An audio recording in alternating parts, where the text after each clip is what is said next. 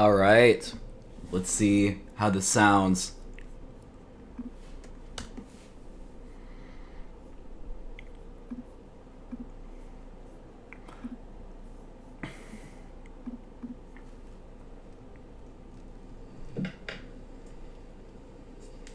All right. Let's see how this sounds.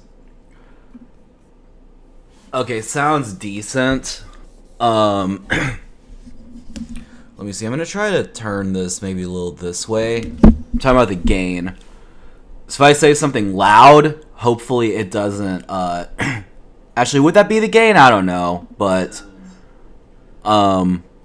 yeah. Okay, sounds decent. Just doing some sound troubleshooting. Don't worry about it. If you happen to be here. I'm gonna try to turn this maybe a little this way. I'm talking about the gain.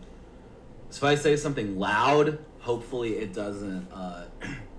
Okay, so that's not ideal. Let's try this way. How's it going, everyone? All right, let's see how that went. Also, I probably need to fix my hair before we actually start. Okay, so that's not ideal. Let's try this way. How's it going, everyone? It's probably a little better. Like it's not gonna be perfect, but seems okay. Maybe I just need my mic a little bit farther away. Okay, so that's not ideal. Let's try this way. How's it going, everyone? It's probably a little better. Like it's not gonna be perfect, but seems okay. Maybe I just need my mic a little bit farther away.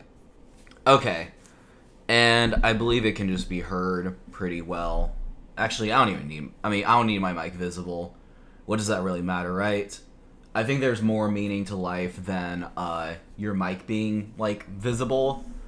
Like, it's cool, looks cool, but whatever. I don't know. I'll get this figured out eventually. Alright, let's go ahead and post this link everywhere. Spam, and then we'll probably be getting started here pretty soon. Okay.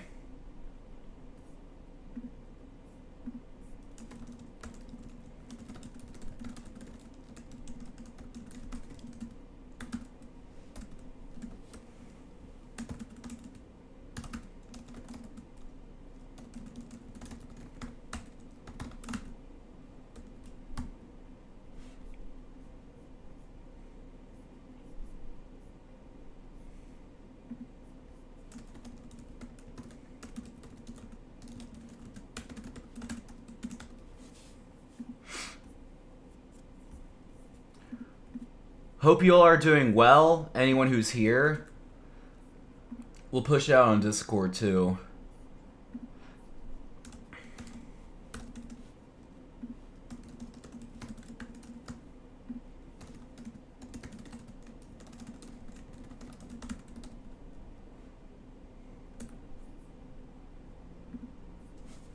All right. So, welcome to my live stream. We are commentating rounds 3 and 4 of Dan Rupley versus Ethan Ekro. And yeah, let me just still gotta kind of get this set up. We'll be good to go here. I'm not sure what time exactly they're starting, presumably in the next 10 minutes or so. While we're at it, let me just go fix my hair real quick.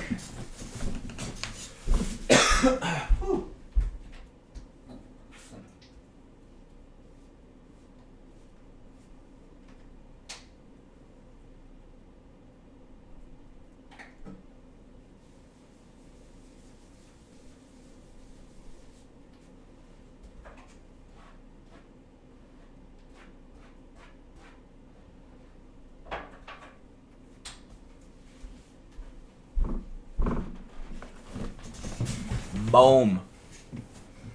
All right.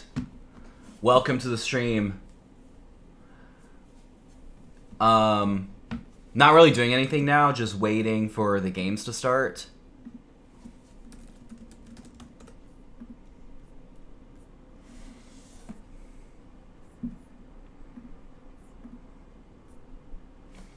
Hope you're doing well. Welcome to the live stream. Actually, let me grab something real quick. I'll be back again.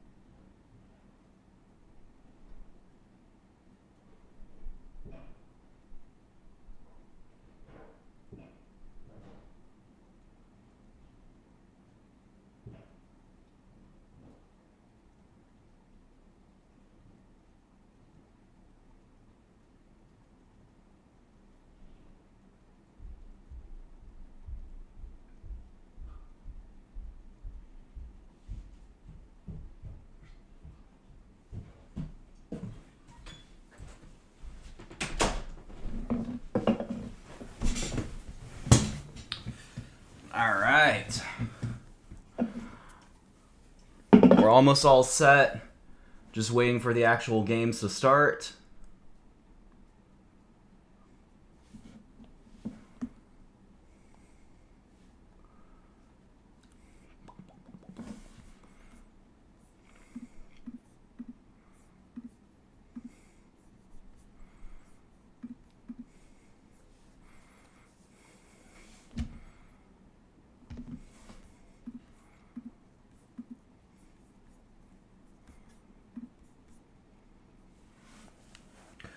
Yeah, I guess we're just hanging out before the games start. Not really a whole lot to do. I can show sort of what the setup's gonna look like. We have seen it already though. Does this can this be expanded? Although I'm not sure. I don't know how to make, the player things exactly proportionate. So we'll just have to work with it. But these should be some pretty good games. In case any of you missed it, rounds 1 and 2 were both draws, hence the 1-1 score. Ethan was completely dominating in round 1, just messed up in the end game and also got into some severe time pressure. Then game 2 was a little bit more on the tense side, although I would say Dan was the one who had a lot of opportunities but didn't quite capitalize. And that also was a kind of crazy time scramble.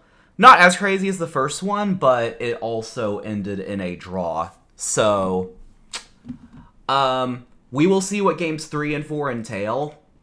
Some feedback maybe I give to the players. I think they're playing pretty well. I think Dan is playing really well despite being a lower rated player, and also he just doesn't play a lot of over the board. What I would maybe say is, not that they can really listen to this before the game. I mean, I guess they could, but I doubt they're doing that. I think Ethan's got to manage his time better. It's okay to get in time pressure, but when you have like 5, 4, 3, 2 minutes, you just gotta like make moves. Because if you have 2 minutes on the board, 2 minutes on the board sounds dumb, but if you have 2 minutes left on the clock and you spend 30 seconds, that's a quarter of your time.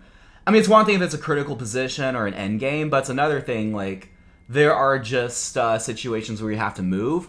And I would say for Dan, I think he's just got to be a little bit more aggressive, a little bit more ambitious. And I'm not saying just, like, throw the kitchen sink. I'm not saying just throw the kitchen sink, but, so just some opportunities, like, where his opponent was maybe a little bit more passive. I'd say you got to sort of, like, exploit that. I think that obviously showed in game 2, where he had the sacks possible. Even game 1, there were like situations like I think where he let his bishop get traded, just playing bishop g7 rather than playing bishop c5, making it complicated. So, all right.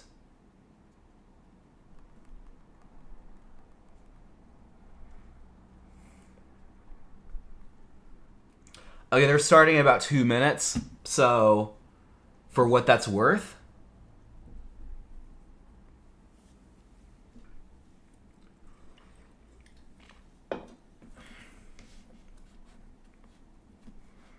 All right. The match. Also, if any of you are watching and going to stick around, My friend Mark Vocal, assuming he keeps his word, which he normally does, is going to join at around 8. So probably, I would guess during round 2. I mean, yeah, it probably would be during round 2, unless round 1 goes insanely long. So we'll probably get some like dual coverage on for game 2, which will be fun, and then we'll see if Ethan, or Dan for that matter, I wouldn't exclude a post-game interview from him either, but most likely it would be Ethan for a potential post-game interview, post-match interview. Probably, all hop on Discord and discuss, kind of like we did last time. But who knows, maybe that won't happen. You never know. You do not know what the future holds. We could all get hit by an asteroid, before the game start. Is that likely? No, but there was like I saw something that like there's some like asteroid or something that was it has like a relatively high chance of hitting the Earth. And I only saw it. I should text that to Jason and Jonas, my Cowboy fan friends, but it was like that asteroid has a better chance at hitting than the Cowboys have at winning a Super Bowl. And it's like, come on. I think the Cowboys have a 3% chance, that asteroid or whatever has a 7, so I didn't really like look into it. I always feel like you see that stuff on the news and it's like, yeah, whatever. We've been fine, throughout human history. I'm not saying every aspect has been fine, but we haven't been destroyed so far, so I don't really expect anything to change, but of course you never know.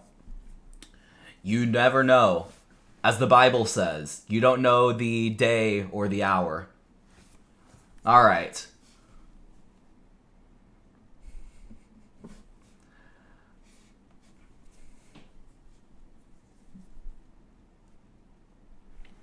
All right. I think we'll be starting any second now.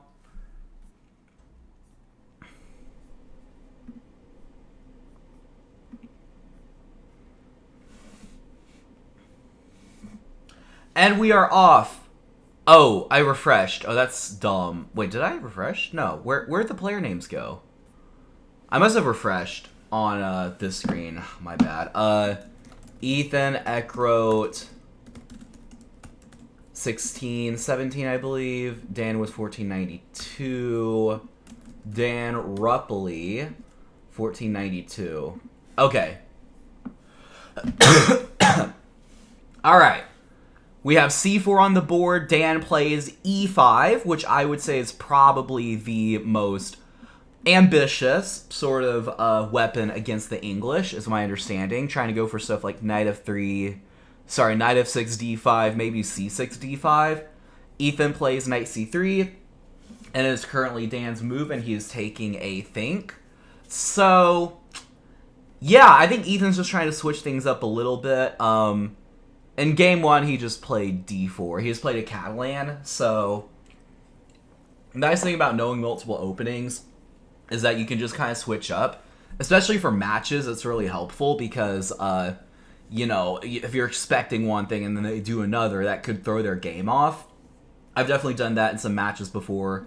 Knight of 6 and Ethan plays e3. So, I don't know the theoretical sort of anecdotes to e3. I think what he's trying to do, well, I think at some point he's going to play d4, or maybe he's just playing d3. I'm not exactly sure. I guess we'll find out.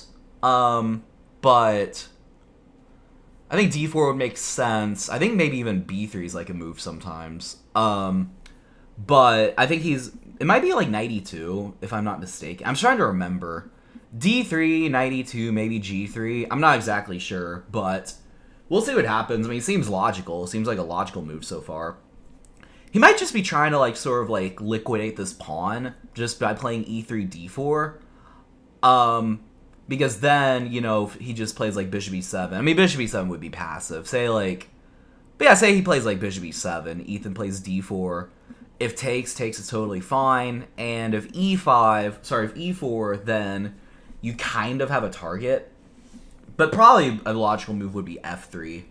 So Dan plays knight c6, keeping everything flexible. Also, the nice thing about e3 is that kind of prevented bishop c5 because of d4.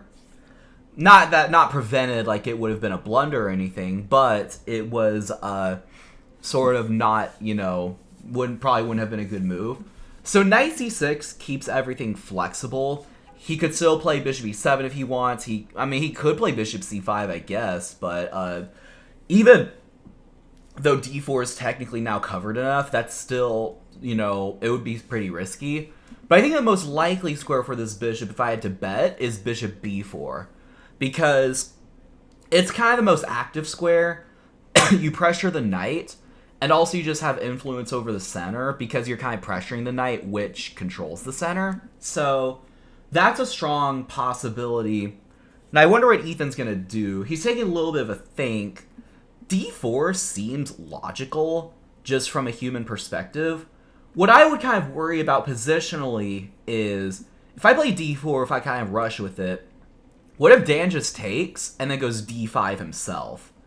It may not be that bad after all, but what I'm kind of getting at is you go d4, Dan takes, and then goes d5. So the idea is going to be that he is going to be able to isolate Ethan's pawn if he wants. So if Ethan were to take, which would be a semi-logical sort of, which would be a semi-logical response, Black can play knight takes, and you have an isolated pawn, and you have that square blockaded. Although you could try a trade and maybe do something funky, like maybe queen b3 is a move or something, but here, already it's just like, I'm not exactly sure. I guess, no, probably not bishop b6 because the queen takes, but for some reason or another it's bad. Maybe knight b4. And the other note would be that if you just kind of leave it there, let's say Ethan in this position where to play like knight f3, Dan could take if he wanted. Probably what I would do is go like bishop e6. Because if I take, I allow him to activate his bishop. And I'm not exactly sure this is what I want. But Ethan did play some moves, or a move. So he didn't quite play d4, which I think is smart. He played knight f3 in this position. And so he's keeping everything flexible. Of course, he could play d4 at any moment he wants. You do have to kind of watch out. It's like e4, some move, but I don't think e4 is very good because the pawn, again, like long term would be a weakness, and I don't think Ethan would mind just going knight d4, and even like knight g5 might just win the pawn, but even if he goes like knight d4, takes, this structure isn't really all that bad for you, the pawn structure. You can play d3 whenever you want and just kind of liquidate it, and yeah, again, long term, this pawn is just a weakness because it's going to be hard to defend the pawn with another pawn, because if d5, obviously there's a trade possibility. So, with that being said, after knight f3, Dan plays b6. Not the move I would have thought of. It's alright, but, and I'm not just criticizing it because the engine says so. I think in these positions, your bishop more belongs just on this diagonal generally than it does here. That's kind of my, my prognosis. Prognosis? Nah. It's just kind of, it's my thought. So, I don't really think there's necessarily a way to punish it. I think, Ethan's just going to play some normal move. Again, maybe d4 is a possibility. I wonder if b6 somehow kind of changes the dynamic of d4. Like, is d4 more attainable now? Because takes, d5. Is there some, like, difference? Maybe now, like, the knight is unprotected. So, well, Ethan plays bishop e2. We'll put that on the board. But I am curious about d4. Takes, d5. This would be sort of a worse version because you can take and then go something like bishop b5. And there's this pin. If bishop d7, that just hangs the knight. If bishop b7, knight e5. And this is just, madness, right? Now, this would, of course, rely on Dan playing d5, which he probably wouldn't do. But b6 does kind of take away that option. So, Ethan plays bishop e2, which is alright. Dan plays bishop b7, logical follow-up. And seems like Ethan's just going to wait a little bit to commit to d4. So, yeah. I imagine Ethan will castle here. Seems like the most logical move. And then we are just going to just have a chess game from here. I mean, what more can you say, right? Again, I feel like if you're white, you're always in the back of your mind worried about e4. Or, not worried, but just you're thinking about it. But after e4, again, knight d4. And maybe that's part of the idea behind him putting the bishop on b7, is that it could sort of anchor e4. But I'm not exactly sure about it. Dan plays bishop e7, and I expect Ethan, if he's kind of continuing his theme of being patient, I expect him to play something like b3. B3 would be my guess, just to go bishop b2. Kind of like we observed in the first game, Ethan doesn't mind just these kind of like boring, tense positions that he can sort of build, and I think that's part of what appeals to him with the English. What appeals to him about the English? I'm not sure how to... I feel like the first time, like a non-native English speaker, I don't know why. Sometimes the way I use words, it just doesn't flow, which is unfortunate. But Ethan finally plays d4.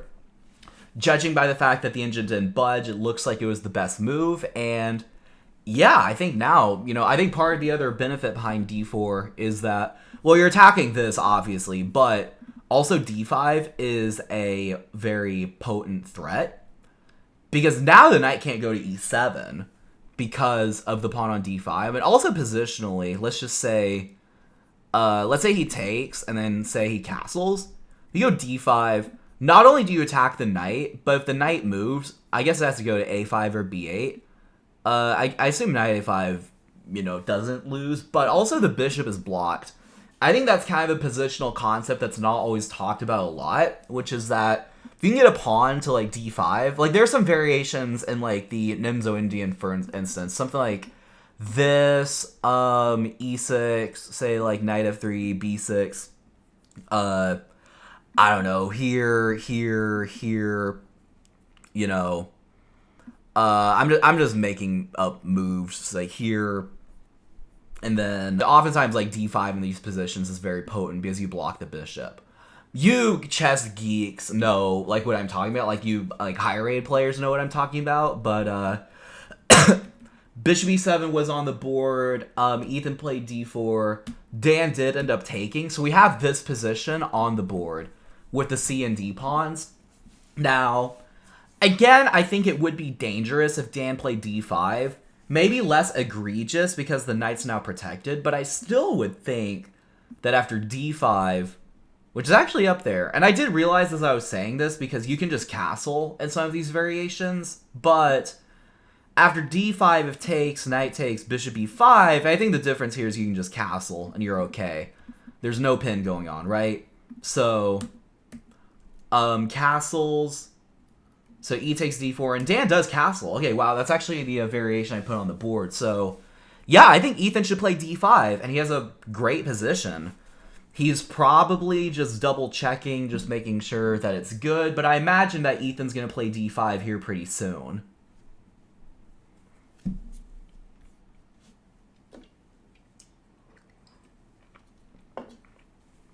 All right.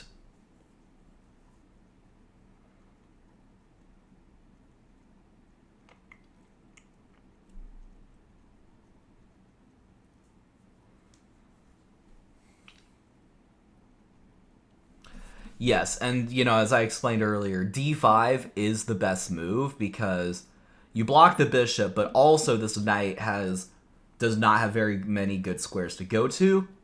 You either have to go to a5 or b8. Playing knight b8 when you develop your knight can sometimes be humiliating. There are some positions where you do that, like you put the knight back and then you reroute it.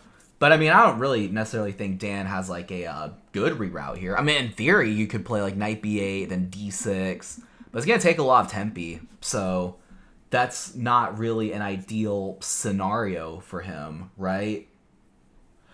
And then if d5, knight a5, the knight's just kind of stuck on a5. It's a weird stuck because you're not trapped. Well, you are trapped, but it can't quite be taken. Because b4... Black would just play bishop takes. So Ethan probably would think about a move like a3 than b4. And I'm not exactly sure how you stop that, actually. If you just play a3, and then, b4 just traps the knight, seems good to me. So, Ethan has not played d5, to be clear. He has not yet played d5, but I do expect that to happen. I expect d5 on the board.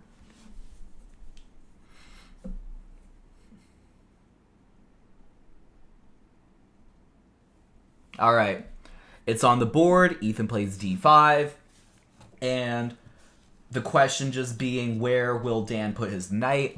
Also, are there any like in between moves? I don't believe so. Like if he had a pawn on like e5, he could try to play like e4 or something.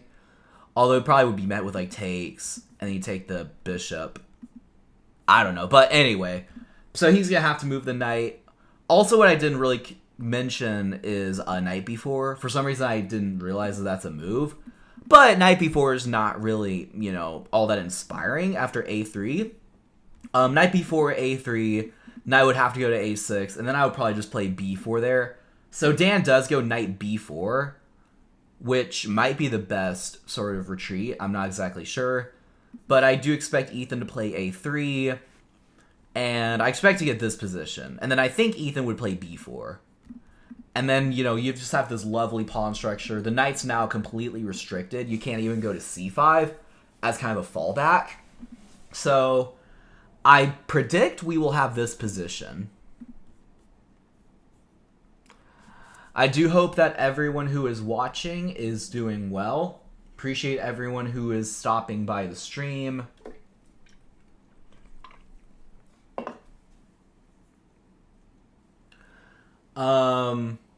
All right. I think I'm going to go get some food real quick. I don't have that many viewers right now, so I think it's okay to do that. I think I'm craving some cake again, if there's still leftover cake. But so I just had dinner. But all right, I'll be right back.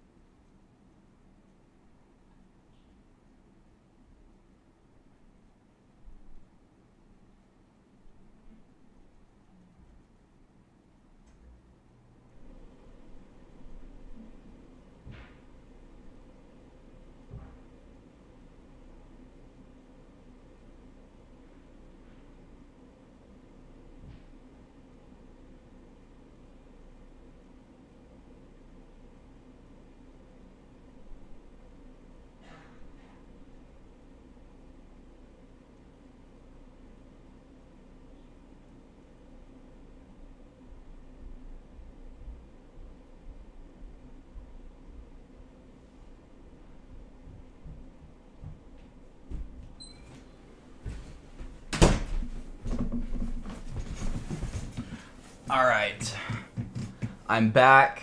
Ethan did not play a3, which I think is okay, so I'll have to go back. Also, I was very sad to go to my fridge. Oh my gosh, excuse me. I was very sad to look at my fridge and discover there was no cake left.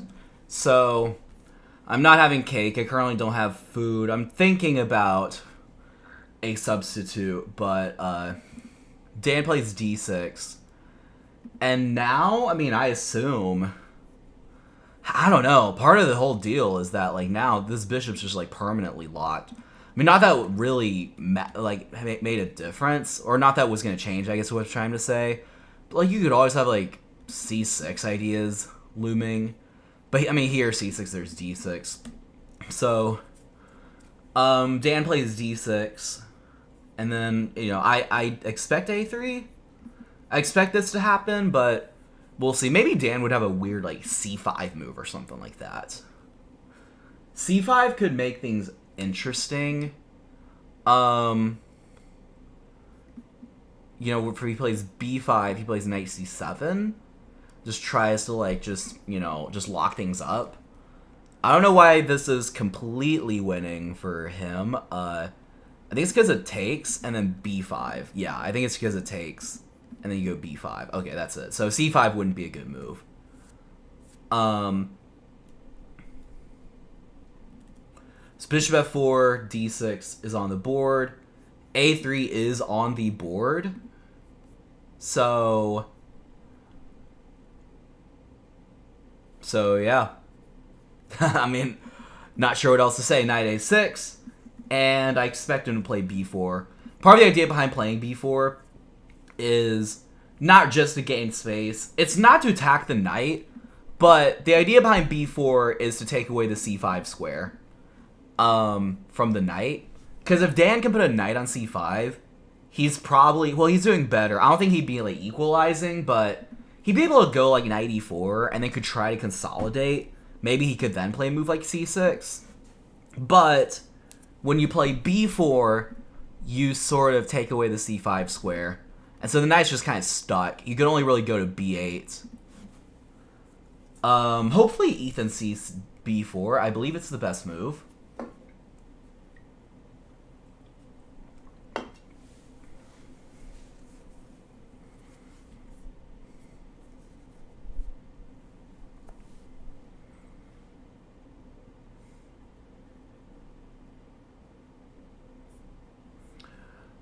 Let me check something real quick. I'm just gonna check some stuff.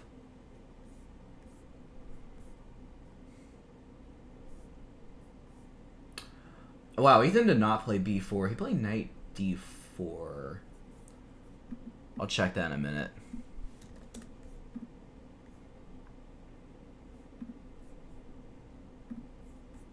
Alright.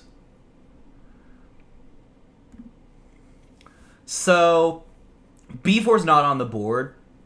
Ethan plays knight d4, which is also good. I mean, the engine didn't budge, so I wonder if it's the best move. It's one of the best moves. I mean, knight d4, queen c2, b4 are all up there. I thought b4 was the most thematic, but he plays knight d4. So the ideas, or I guess the idea behind knight, I think he just wants to put a knight on f5. Is my hypothesis. What else? Maybe he's trying to... I'm actually not exactly sure besides, like, knight f5. But if he gets the knight to f5, I don't really think he's trying to trade, because that knight would be way better than the bishop. So I think he's just trying to go knight f5, just have a good knight there, maybe just provoke something like g6. And also maybe you could, like, transfer your queen and, you know, have checkmate threats with the knight. So... Oh, I've been missing these chats. Wait. I'm so sorry, guys. I feel bad now. There were people chatting, but I had to, like, click it. So I thought no one was chatting, right? Okay. Potter Gamer, Jeremiah, Sticks, Woodwork King. Yeah, I actually feel awful now. I feel like a miserable, entitled streamer who's just commenting and not acknowledging the chat. Shout out Sticks, you know, my old friend, John. Really good to see you. Yeah, I'm doing really well. Hope everything is well with you as well. Everything's well with you as well. Are we rooting for Dan or Ethan, right? Ethan or Dan? Yeah, well, so, I mean, as a commentator, I have leftover ice cream cake if you want. Yeah. I would appreciate that. I am really in the mood for dessert, actually. I'm actually considering door dashing dessert. Which is kind of dumb because of the fees and stuff, but I might do it. I mean, like, as a commentator, I should really be as unbiased as possible. But also, Ethan's my friend, so I would be happy to see him win. How's work been? What you been doing in this cold-ass weather? Yeah, I'm so sorry, guys. I've been ignoring the chat. There were some good questions and stuff. I'm just dumb. I just didn't actually click chat. So, there is a 3% chance we get hit by an asteroid in a few years. Oh yeah, work's been pretty good. I can't complain. As far as the cold weather, I guess I've just been avoiding it and just trying to like bundle up. Um, Unfortunately, maybe it's just a product of being a Texas guy. I just don't have like very warm clothing. Like I have warm clothing, but I don't have some like super warm like coat or something like that. Like the most I was able to do, unless I could dig for something, so other stuff, but I was just able to sort of like muster. It's literally just like like long sleeve, like what's that material called? I don't know. Some long sleeve shirt. Well, I have a button up shirt, long sleeve shirt, and just some like rain jacket.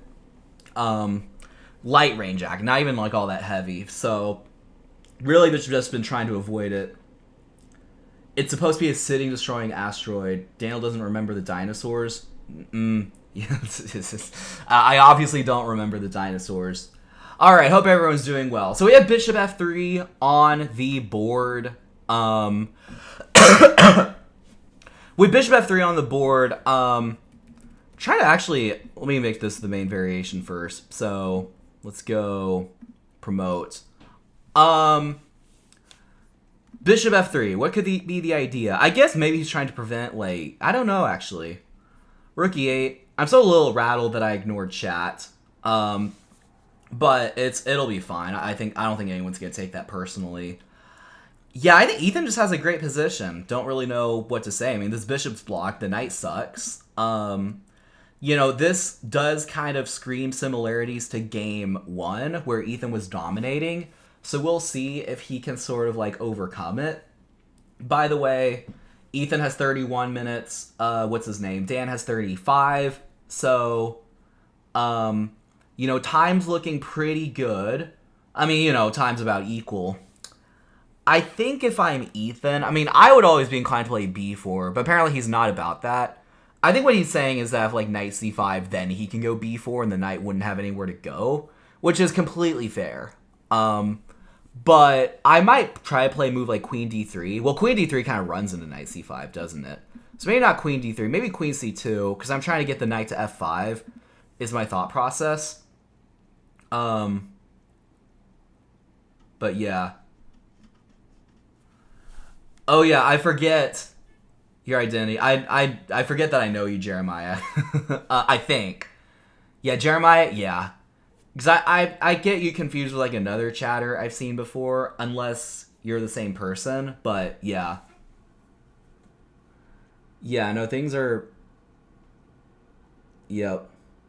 Alright. Yeah, dude, leftover ice cream cake would actually be so sick. I wonder if there are any decent dessert options on DoorDash. Let me check.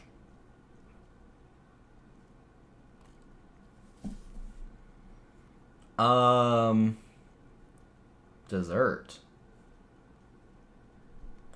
Wow, $0 delivery fee. How lucrative.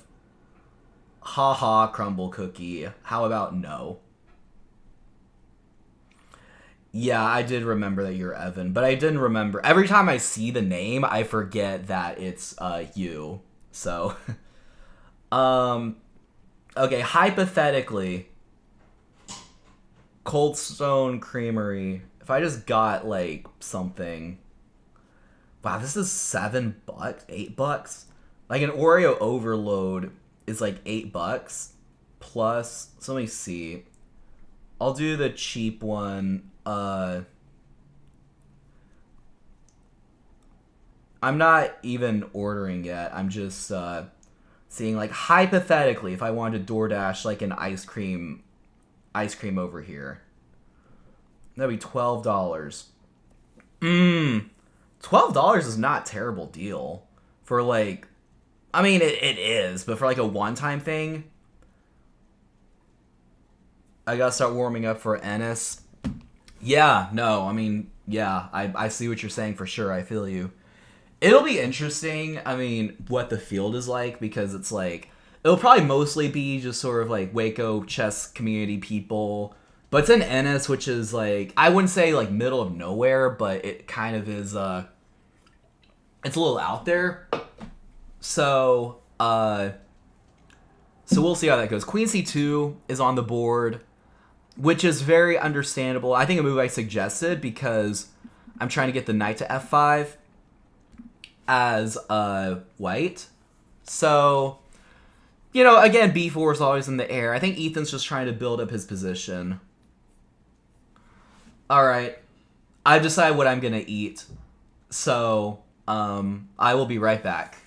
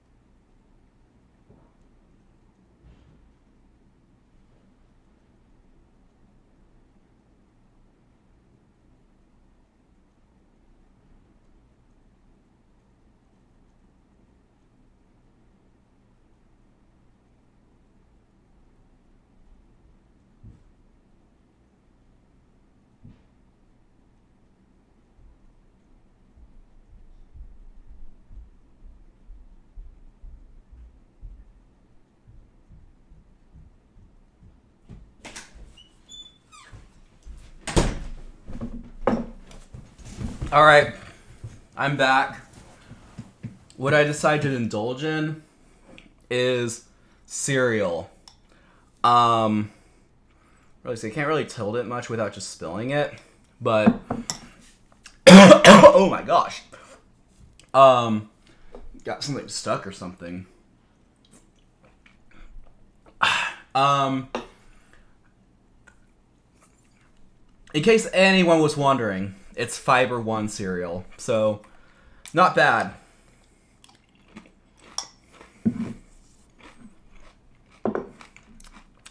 Okay. So H6 on the board. Not really sure what that's about.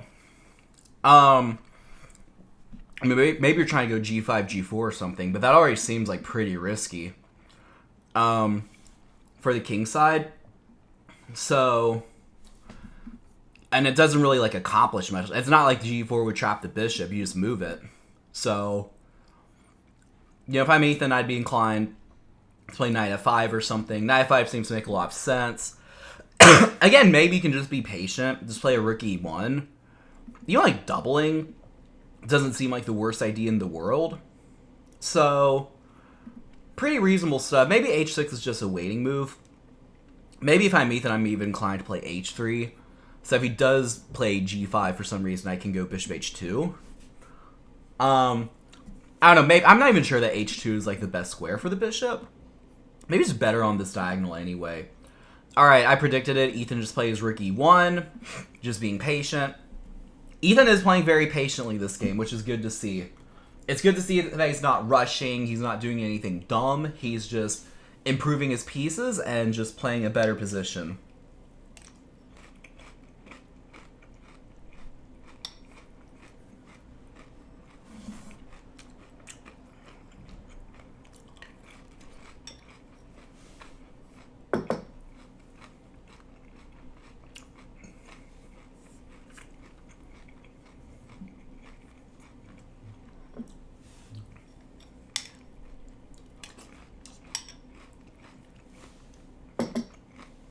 All right.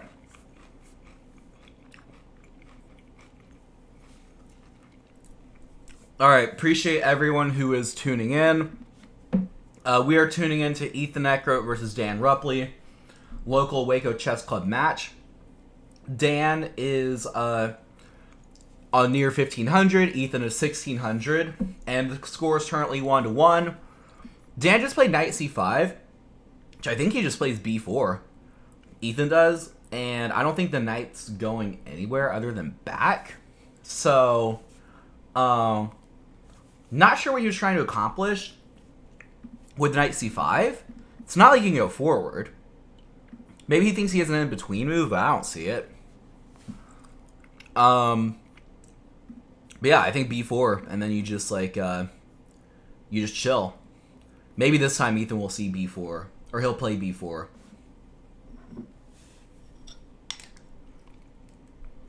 Oh yeah, Evan, if you're listening to this, how's work going for you? Hopefully it's going pretty well.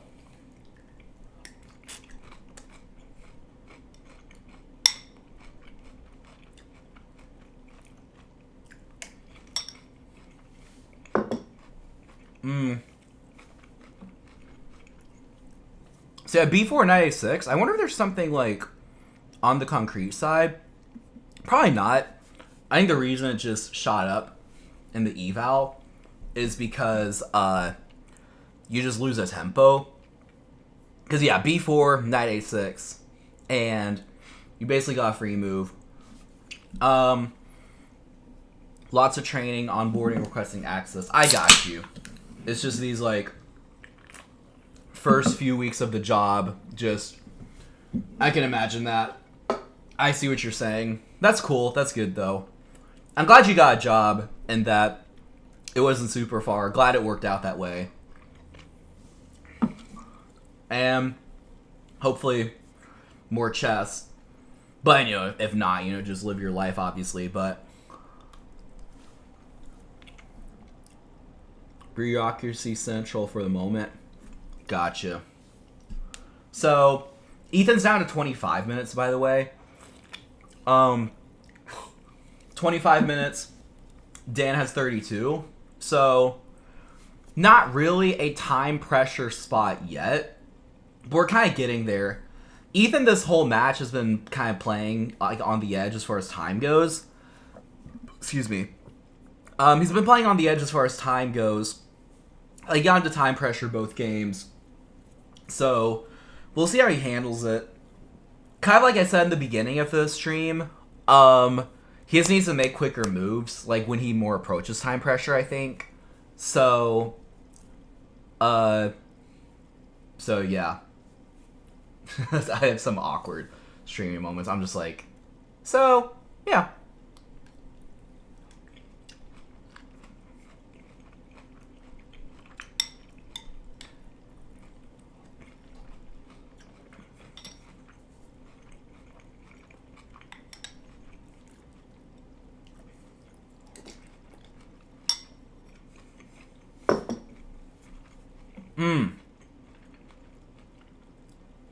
Wait, huh? Hold on. Ethan didn't go b4. He played this. I suppose it's okay. I just don't know what this accomplishes. Let me see. Is there some tactic? I don't even know. Because I think Dan could just go a3. Sorry, a6.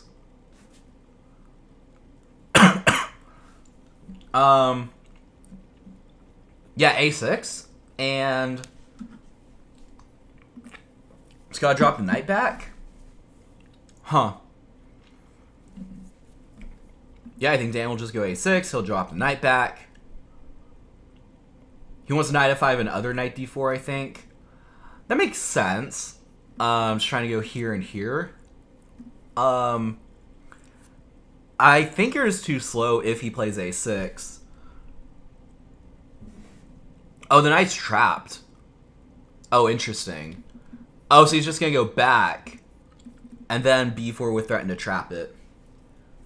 Forcing a5. Gotcha, yeah. Okay, that's a reasonable explanation, actually. That's a decent thought process. Or bishop c8, yeah. So, knight b5. Dan does not go a6. He goes knight to h7. So, I mean, obviously he's trying to go to like g5 or something like that. I imagine we will see knight to f5 here, is kind of my assumption. And maybe there's some ideas. Maybe sacking would be premature, but it could be in the air. I think black wants to play a5 anyway. Yeah, that's probably, yeah, in that variation. Knight h7, let me, let's promote the variation. Yeah, I mean, I think, yeah, maybe the flaw with that is after a6, here, a5. Yeah, it does stop b4, and the knight's kind of more solidified. Knight f5 and black resigns. Yeah, that sounds about right. Knight f5, and position's so torturous. I mean, you could even, yeah, it's just not a good position for black. You know, other knight comes to d4. You could then maybe think about, like, sacks followed by, like, other knight to f5. I'm not exactly sure. And when it gets concrete, I'm not sure about those tactics, but he's clearly building up a really good position.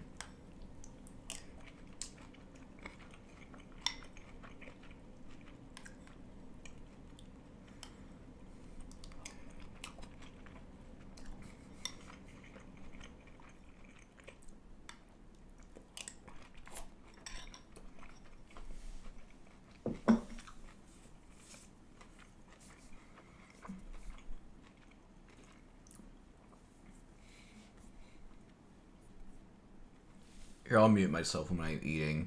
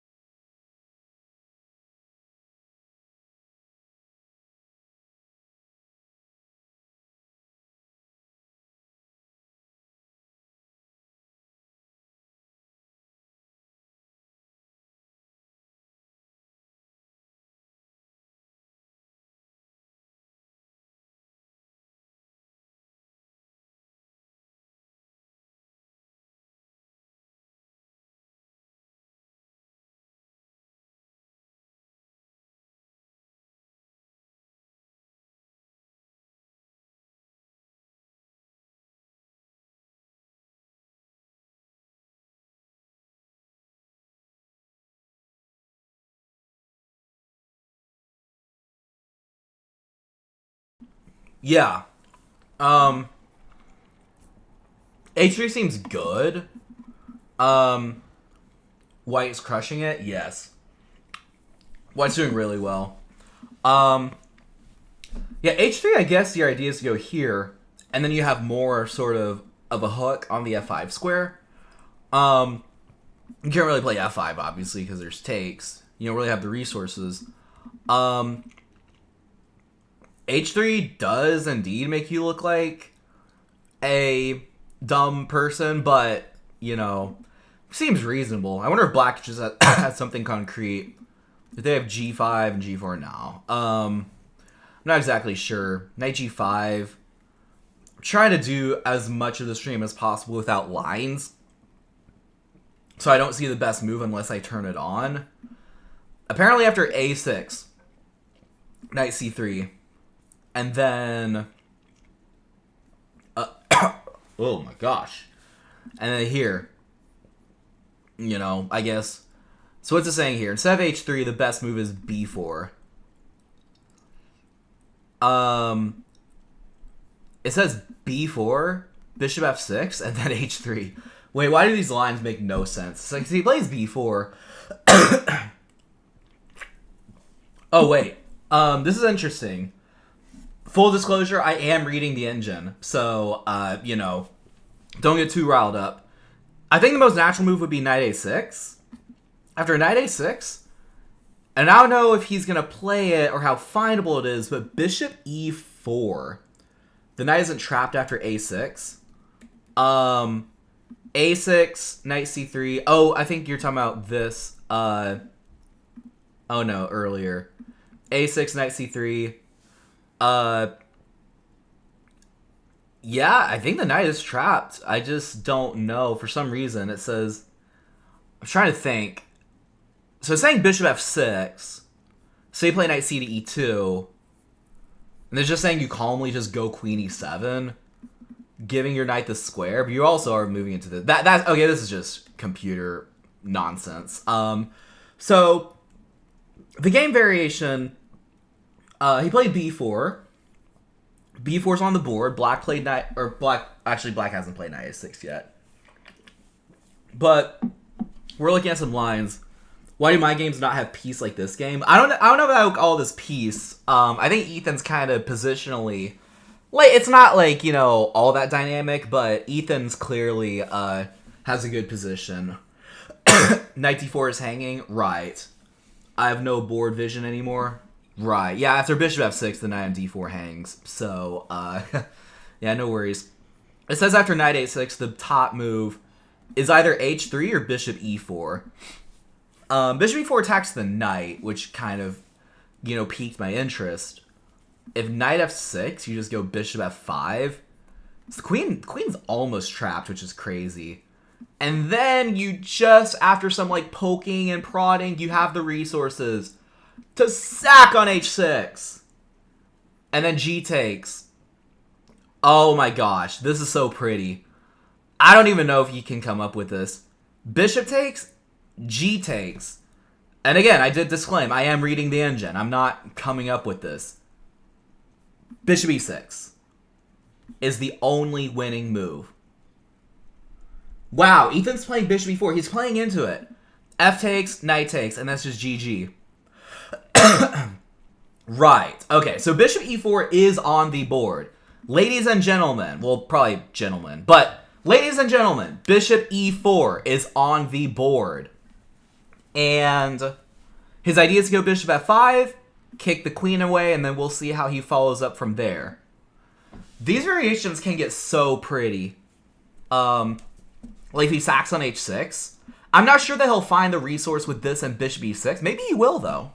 I don't know. Alright. So bishop e4. Knight g5 is a line I didn't really look at. But I assume you just go bishop f5. And then doesn't h4 just win the knight? Or am I not seeing stuff? Yeah, knight g5, I think there's here. And then h4 just traps and wins the knight. When I say traps, the knight is trapped on g5. You just win the knight with h4. So, but you know what I'm saying. Let's see, what other candidate moves? Knight f8, I guess, is possible. I mean, what does the saying go? Knight f8, there's no mate, but it seems pretty sad. Bishop f5, which wouldn't be as good, but it's okay, I guess. Bishop f5 seems natural. I wonder what the best move is. Maybe it just wants you to go knight f5 now, and there's some, like, sack ideas. Let's see what the computers say. The best move is, like, rook e2. Rook e2, like, I don't... This wants you to double up, I guess, and, like, there's pressure. I don't know, but we'll see what he does. Dan's having a little bit of a think, which is understandable. Yeah, it's now saying one of the top engine moves is just g6. Knight f8 or g6. I think knight f8 is the most resistant. I mean, you probably play knight f6 if you don't see the whole variation. But here's the thing. The critical variation after knight f6 is to go bishop f5, which I think he'll see. Then after queen d8, you have to see this idea. Well, you don't have to see it. You can just play the position. But if you want to sack, you have to see this idea of sacking and then bishop e6. Which my hypothesis is that maybe he'll get this position. Maybe Ethan's going to get this position, but not sack anything. Maybe literally just play like rook e3 or something like that. Yeah, rook e3. You know, you could either double, you could play rook g3. Seems pretty logical. I mean, of course, it makes a fool out of me, but you know, that's I'm not quite the engine, so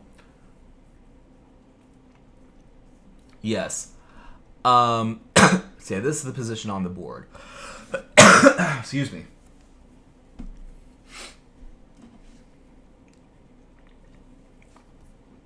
Let me check something real quick.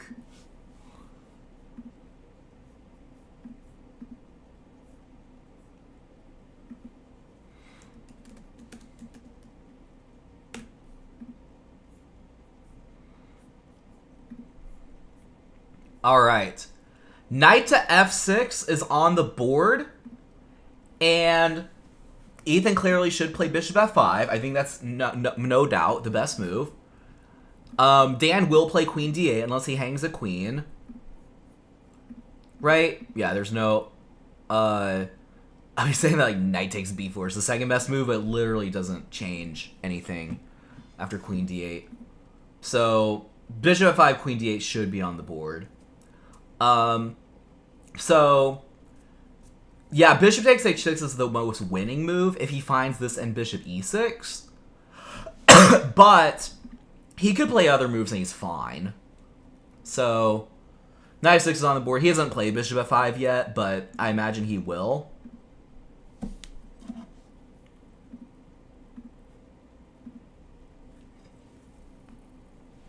Botez Gambit is very powerful, though. That's true. Never underestimate the power of the Botez Gambit.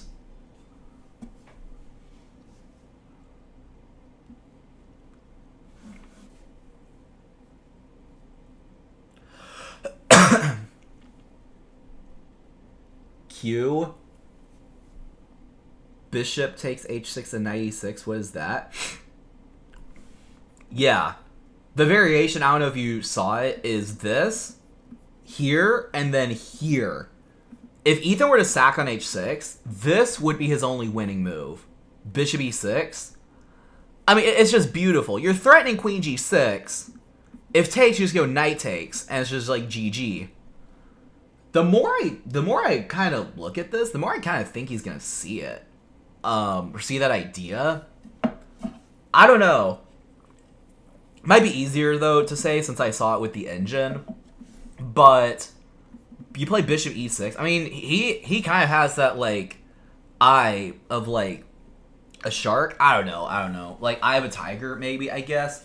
He'll look for combinations like that. He'll just look to destroy you, like, shred you on, like, the king side. So, this would clearly be Ethan's, like, sort of dream position.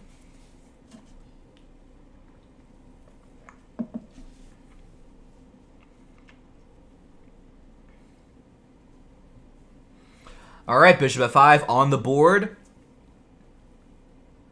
All right, place your wagers now. Well, he's gonna play queen d8, so, but, you know, we have to wait for that move. All right, place your wagers. Is he gonna play the double bishop sack?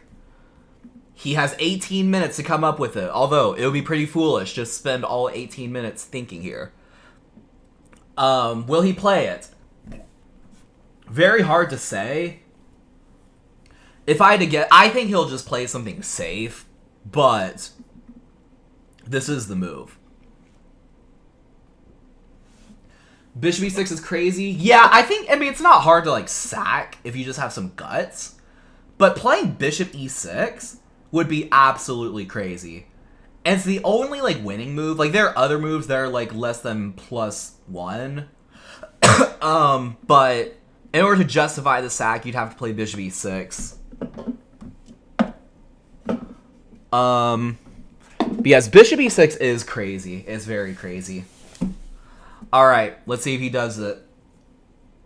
We're all watching intently to see if he'll play the double bishop sack. Other than sack. So there are two bishop sacks. So I don't know if you're which one you're. So if he doesn't do this, it's still good for him. This is like +4. The second best move is like knight c6, which is actually interesting. But knight c6 is like +3, +2.99. It's like +3, and then other moves are like high +2s. Mark, if you're talking about the variation after bishop takes, in this position, the best move is bishop e6. That's +4, 3. I mean, it's fluctuating, obviously. The second best move is only +0.8, which is rook e3. Which might still be fine. He might just do this, then play rook e3, just try to, like, get the rook lift going. And he could just play this long term, queen d2, try to attack the pawn. And maybe he'll just stumble across something like bishop e6 later. But I don't know, Potzer. I think we could see bishop takes h6 or something. It's clearly a critical moment. I know that Ethan knows that it's a critical moment and that there's something. I just don't know if he's going to have the guts to play it. Because you always sort of, like, wonder, like, what if I mess up? Then it's going to be ruined. But I don't know. What do they say? You miss 100% of the shots you don't take. So you might as well. He does not play bishop takes h6. He plays rook e3. No, it's fine though. I mean, this is still a really good position for him. Like, Dan's best move, I'm just looking at the engine, is bishop f8. Like, he's doing fine. Just a little disappointing he doesn't sack. He doesn't see this in bishop e6. But, rook e3.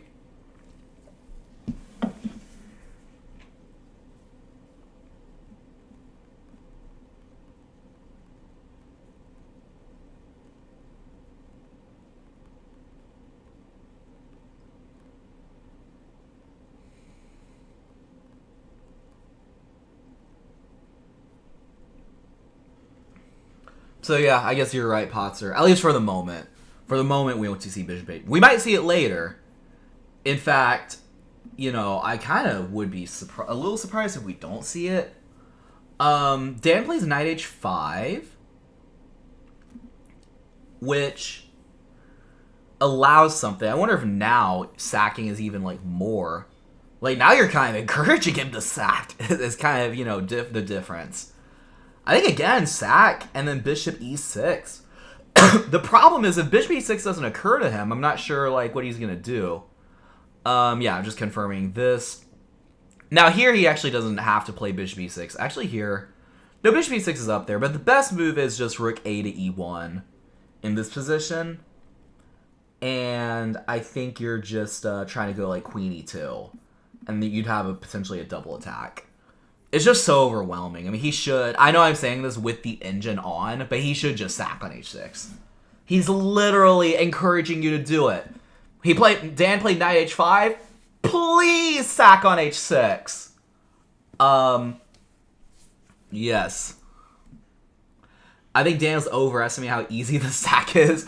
That's a fair point. That's a very fair point that I'm just like... What do they say? Like, it's easier to sack other people's pieces than your own? I don't know. Honestly, yeah, the problem here, though, is that you're losing your bishop regardless. Like, if Ethan just plays bishop g3 and, like, allows this, like, ugh. I guess it's still good, but it's, like, very, very eh. But... I don't know. It's just so enticing. And, like, as black, you have, like, very few defenders. But you might be right.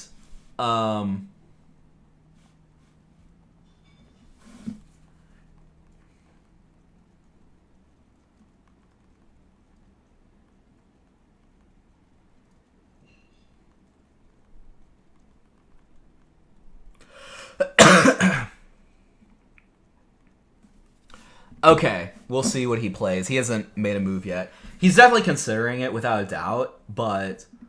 The question is, will he get himself to play it or not? I mean, you only live once, so, you know. You live once, then after 2 or 3 generations, you're just forgotten. So, might as well try to be remembered for something, right? Okay, that was a little cheesy, wasn't that? That's a little bit cheesy. Not really. All right. Boom, come on. Just do it. Just do it. I don't care. I know I see the engine. I can sack other people's pieces. I don't give a flying frick. Just play bishop h6. Just do it. Just do it. Just do it, Ethan. You have 12 and a half minutes to come up with it. You don't even have to have the fancy bishop e6 follow-up. You can just play, like, queen e2 or rook e8 or something. Yes! He did it! He did it! He sacked on h6! He sacked the bishop! So, yeah. We do see it after all. Maybe a move overdue, but we still see it. It's still good. Dan takes immediately. I think he had to take it. I mean, I think his best move probably was to not. Yeah, top move is bishop f6, but he takes it. I mean, it's whatever. But... After g takes h6, now I do wonder what Ethan's going to come up with. Bishop e6 is still a move. It's the second best move. If I remember the engine lines correctly. The top move is just this. And your idea is to go queen e2, I believe, and just attack the knight, hit the knight, and also the bishop. I mean, if you win one of the pieces back, you're in great shape. Like, holy smokes. I mean, just also seems maybe like rook h3 seems logical. Just trying to attack the knight, then getting in. Maybe rook h3. There's like knight f4 trick. I don't know. I feel like as white, you have a lot of good moves. Your position's just good. It doesn't even matter. Like, I know, like sacking a bishop, it can be so scary, but keep this in mind. You have these chumps not doing anything. Like, this rook can't even get into the game. Like, literally, because the queen cannot move. I mean, the queen can't, like, look. You have, like, all of this material, I'm not even counting the pawns, has no impact on the game. That is 14, 17, that's 20 points of material that has zero impact on the game. Okay, maybe that's harsh. Maybe, like, the bishop comes in, the queen flies in, it would have some impact, but, like, I'm not even thinking about these pieces. And then I'm realizing, like, this rook is also, like, because you can't even, like, go to, like, c8 or anything. So you have at least 6 points of material, just not... I guess you have bishop c8 if you need it. I guess it's doing something. Maybe that was a little bit mean, but, I mean, the point is black's position just is not that good. So, we do see the stack. I think Ethan understands that just because you sack doesn't mean you have to have the concrete follow-up. I think he's aware that he has multiple good moves and he can just play this like a normal chess game.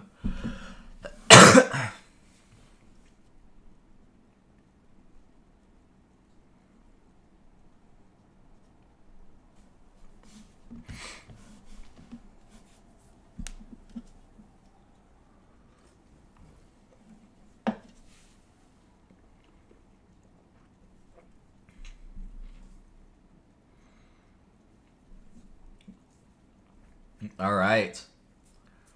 Ethan has 10 minutes. Dan has 23 and a half. So hopefully time pressure doesn't be him too much of an issue. Hopefully Ethan can get something going before it has to become time pressure.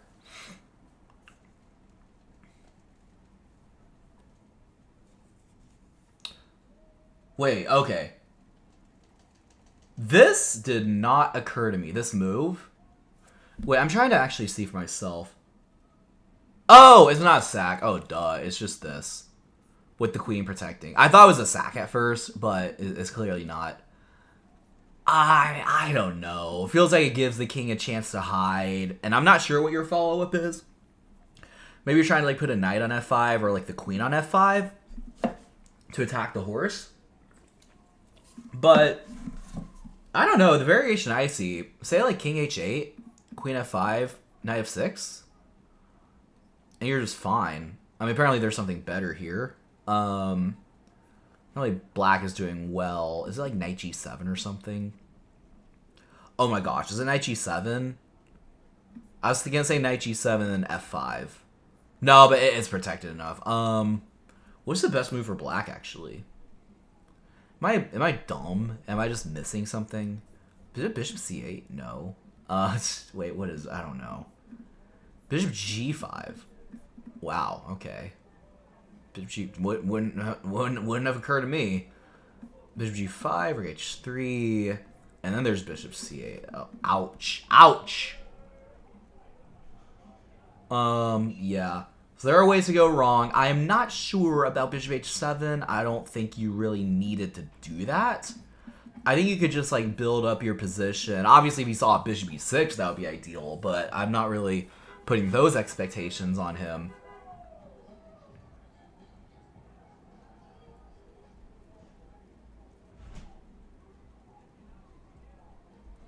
Is there some frat party going on? I think there is.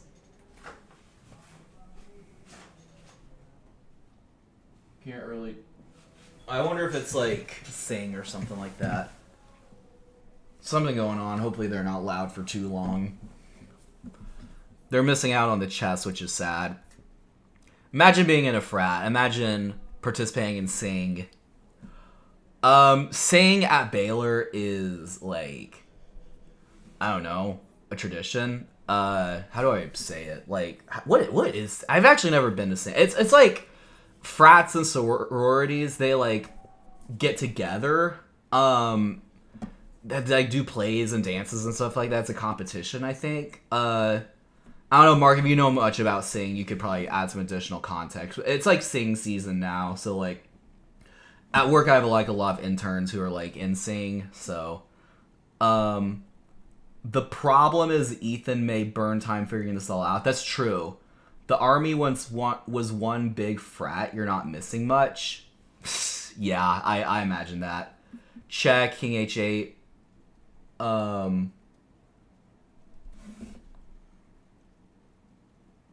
Yeah, that's been on the board. I thought I saw moves play on the thing, but maybe... I think I saw King H8 actually on the board. College is hard enough with pretending you like people. Yeah, facts. I was just never about the frat life. I was never about the frat life, and I remember, like, especially, like, in, like, one of my first, like, classes. It was a freshman class, even though I was, like, a transfer junior. It's kind of weird, but, like, they're showing, like, you know, just, like, people, you know, who, like, they joined fraternity, like, they joined frats and their grades dipped or something like that, which, you know, honestly, they were probably showing it to try, like, build a narrative. I don't think there's necessarily... there could be a correlation, but I don't think just because you join a frat after your first semester or first year, I don't think that necessarily means that your grades are going to dip, but just didn't really see... It's also very expensive, is my understanding, so, like, you know... pay to have friends, like, no thanks. Alright, Rook H3 is on the board. Dan plays Bishop H4. Yeah, this just, like, smells disaster, honestly. I think G3 is probably the move, I would guess. This just seems like... This is almost... Look, this is actually absurd. Almost all pieces on the H-file. If Ethan were to just play King H1... He should play King H1 just for the memes. Oh, okay, it's not that good, though. Like, if it were still good, I would, you know, I would love to see that. But, like, yeah, Knight F4. But look, let's look at this position. I don't know. This should be, like, screenshot. Memorabilia. That's all 8 pieces on the H file. Such a rarity, right? You just gotta stare at this for a second. Just stare at the fact that's even a possibility. I pay to have cats? Yes. I'd rather have cats than, like, you know... Yep. So Rook H3, sorry, Bishop H4 is on the board. I don't know if G3 is the absolute best move. Okay, it is, yeah. I mean, you know, he plays Bishop H4 to, like, block the attack, but G3 just literally just kicks the bishop away. Not only that, but again, you're kind of, like, opening up your rook. You found your thumbnail? Yeah, for sure. I sure did find my thumbnail. Brilliant.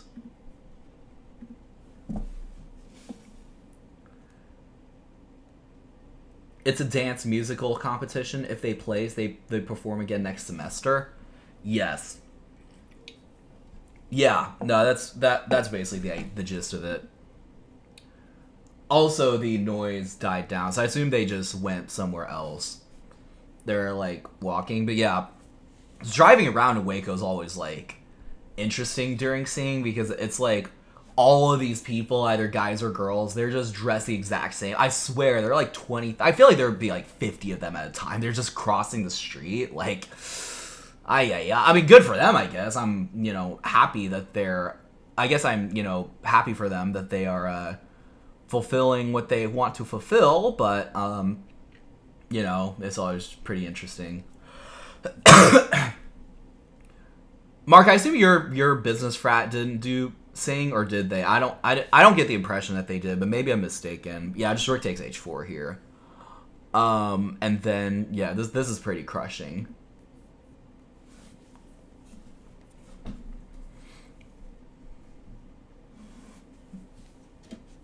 Yep. So he wins his piece back. A few moves after sacking. That would be move... So he sacked on move 21. Only 4 moves later, he wins his piece back. Okay, got you. I was actually trying to ask if you would, like, participate in Sing, but I assume that's not the case. I've actually never seen Sing. I do acknowledge they actually are quite impressive. Just from what I see, like, on social media and stuff like that. I imagine that takes like a lot of like time and dedication. And like as I mentioned, I have interns at my company who, because I have interns at my company who are doing Sing, and one of them was saying he takes it very seriously. And no, in ZZD we did have a knockoff Zing performance. Okay, interesting, nice, cool. But he's saying how it feels like some frats or sororities just like kind of mail it in. But he was trying to like take it very seriously. Also, what I realized, I don't know how long that's been a possibility. Excuse me. Just once the bishop moves, you also have like queen c3 with an attack on the king. So, yeah, position. I mean, the only problem is time. Ethan has 6.5 minutes. Dan has like 19. So, hopefully, time doesn't become too much of an issue. But I do think that this position's probably good enough to where it's like, winning. But it could take some time.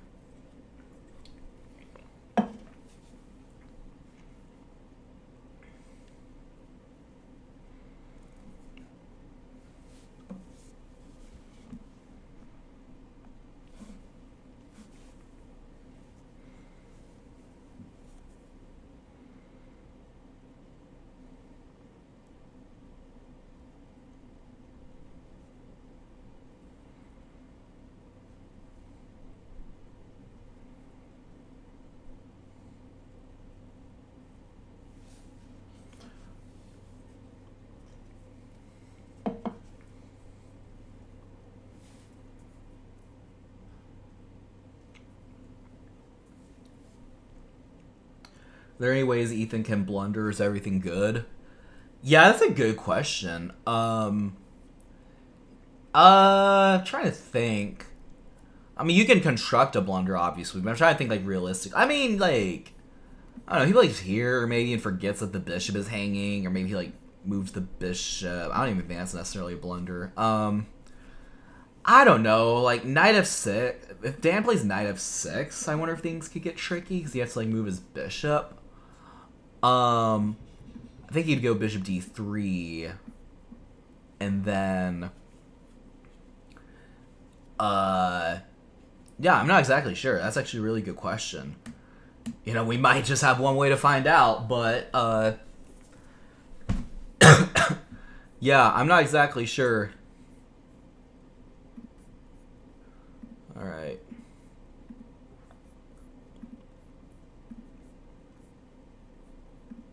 Sorry, I'm just checking something real quick. Alright, we're back.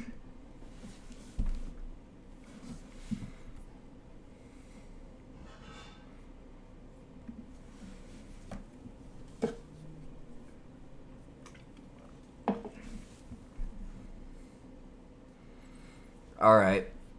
Knight f6 is on the board. And I think Ethan will just play bishop d3, just retreat the bishop. Don't really think too much about it, because, I mean, you're threatening the bishop, and I guess you can go bishop f5. I don't really know why you would do that. I don't know. I think the bishop's safer on d3. Just go bishop d3. You've won your piece back. Just go bishop d3. And just play the position.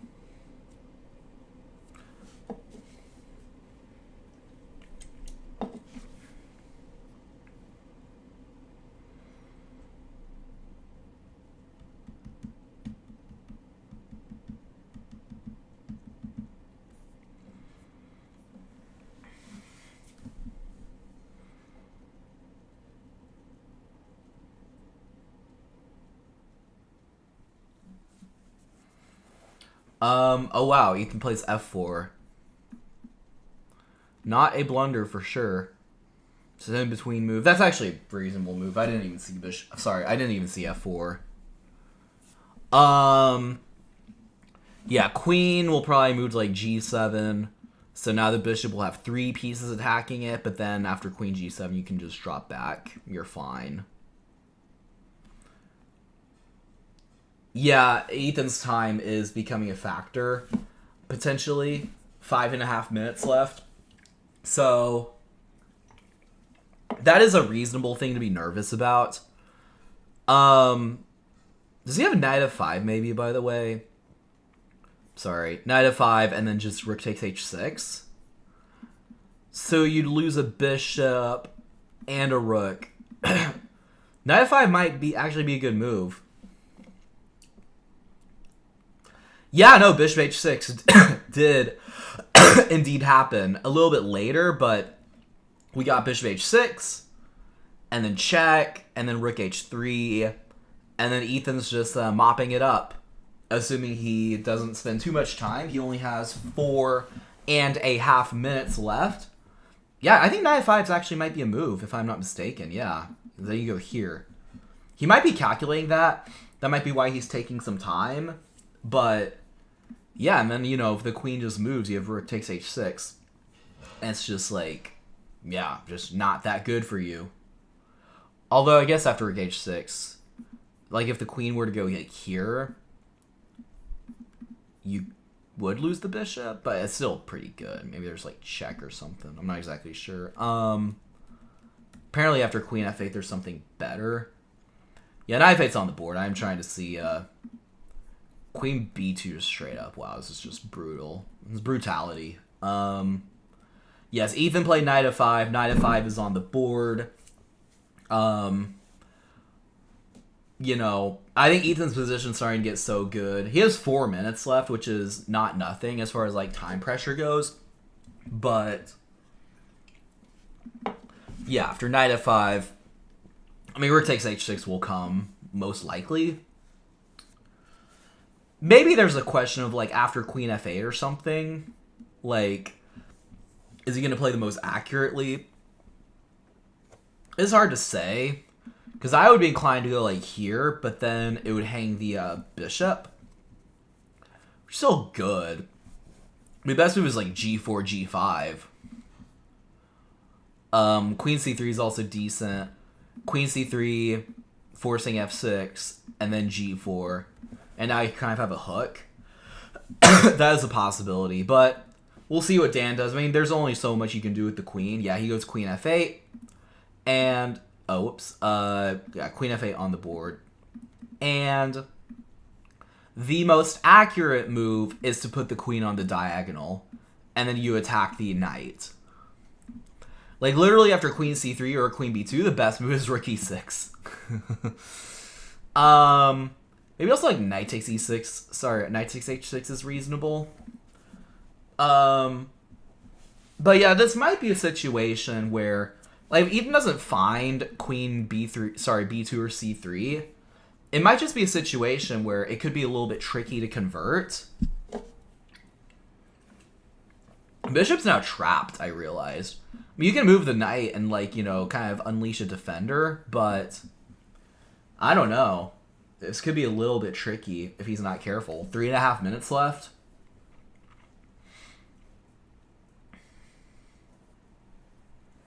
Why not just rook takes h6? I mean, it's fine, but you lose your bishop. And then you just have to, like, play from here.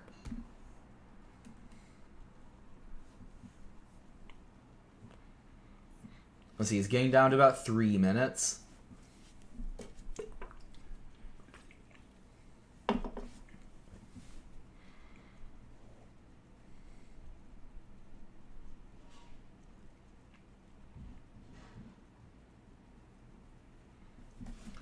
I guess rook h6 here.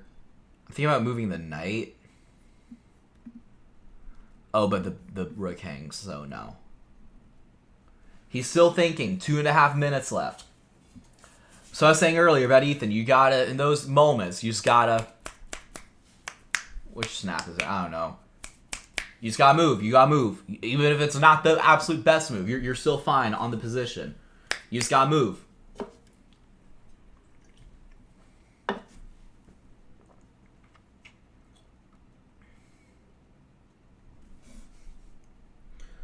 All right. He's getting just about 2 minutes.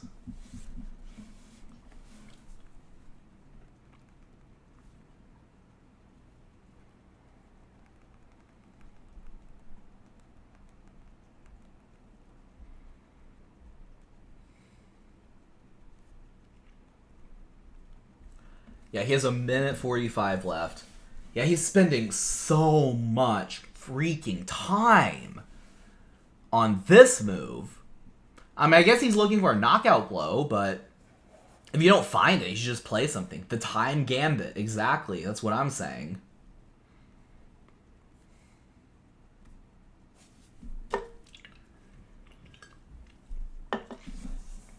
Like literally, once he moves, I'm gonna calculate how much time he took. Okay, he took on h6. Okay, so we get this. So we went from 419 to 116. So he spent 3 out of his like 4 minutes on this move.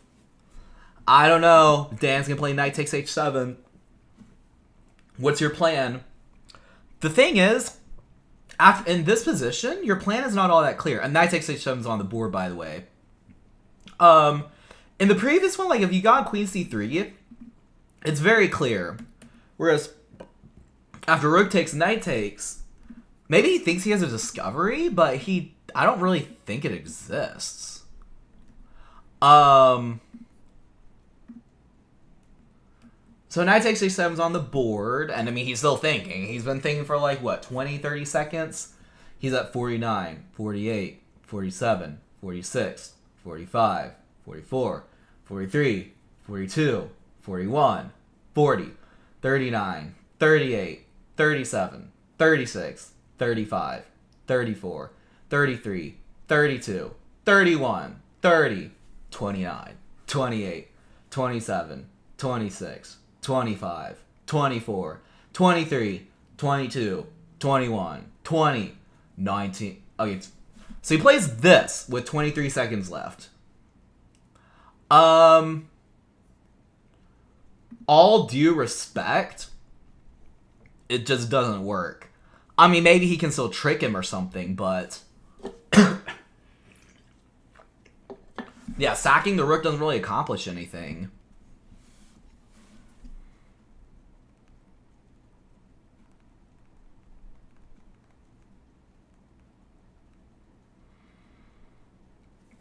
Okay. King takes h7. Yeah, I mean, he thinks he's getting this. I mean, he might still be able to make it trick. The problem is he has no time. He's at 12 seconds. Well, 16 now. He takes with check. So all this just to take the bishop and get his knight trapped.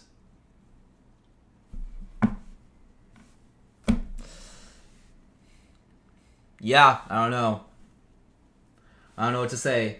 Dan has plenty of time. I mean, his king is open. I mean, the problem is, like, now he doesn't really have any pieces on the king side. Like, his efforts are, shifted elsewhere. And, like, Dan's going to be up material after, when he takes and traps the knight. Dan is going to be up material, and it's going to be up to Ethan to try to, like, save the draw. I mean, F5, I guess F5's not, what I would have played probably. I don't know, it just seems like it gives you an unnecessary sort of weakness. There's no increment. He's at 9 seconds left. He takes the rook. Taking the bishop was apparently better. The delay is 5 seconds. Delay, there's a 5-second delay. There's no increment. He's at 9 seconds left. Dan is at 13, so rook takes. So he has to move. He has to move. Just play something. Just play something. Play some knight d4. I don't know. 4, 3. Okay, he's at 5. 5 seconds to play knight d4. Looks like he's gonna get to take the pawn unless Dan plays bishop c8. If you're Ethan, you have to see bishop c8 because if you see bishop c8 and get rattled, it's gonna not go well. Oh, brother is right. Yes, 5 seconds. In a pretty, like, in a tense position. Like, this isn't some walk in the park. I mean, you also have a knight e6 idea. I think Dan has to play bishop c8. Computer's saying, like, king g8's apparently fine, but if you want to make things tricky. Honestly, bishop c8, if I'm Ethan, I just blitz out knight e6 anyway. Just make him play moves. Drops a pawn. Oh, rook e4. Come on, Ethan, move. He plays knight e6. Did he flag? Did he run out of time? It says zeros.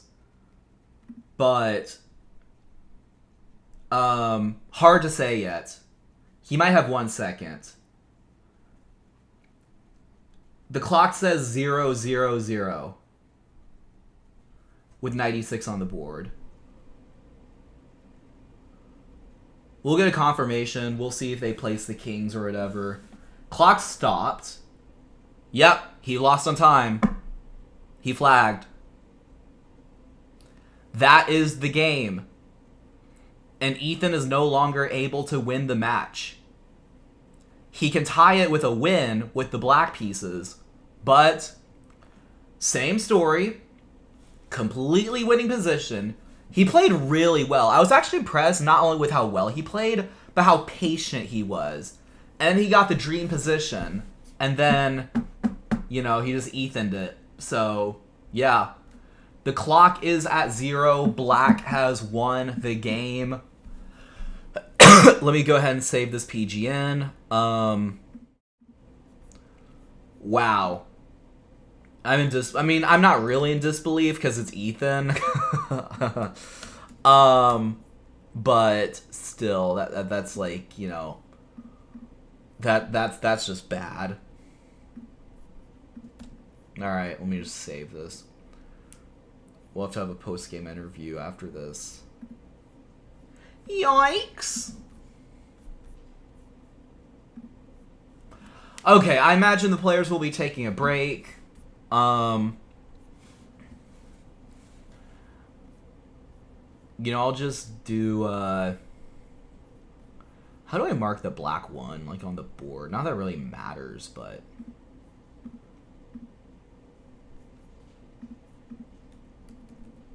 Yeah, winner. There we go. Alright. I will be back. So yeah, I'll be back. I'm just using the bathroom, just like, yeah. I'm sure they're taking a break. Alright.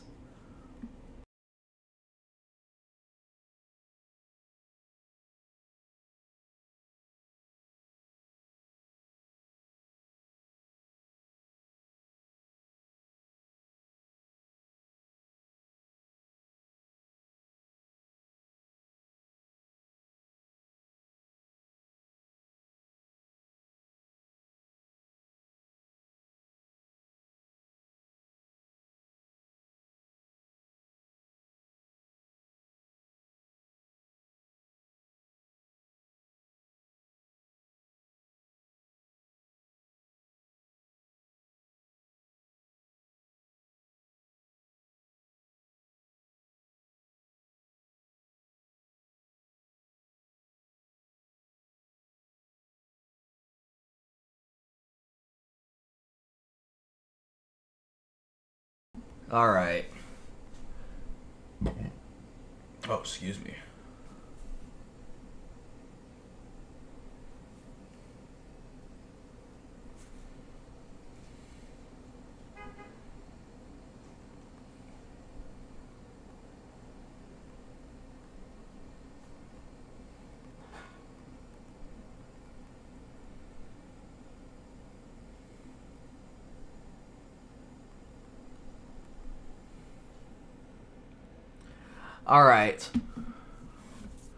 Alright, well, there's only so much you can do if you're Ethan. I mean, I guess the silver line for him is he's played really well. Ethan has. He's been getting these winning positions, and it's just, like, not really amounting to much, right? I don't know. It's kind of sad, honestly. It's just sad to see that he's struggling. I don't know. Again, as a commentator, and I'm not trying to be biased or anything, but also, yeah, but it's whatever. We'll see what happens.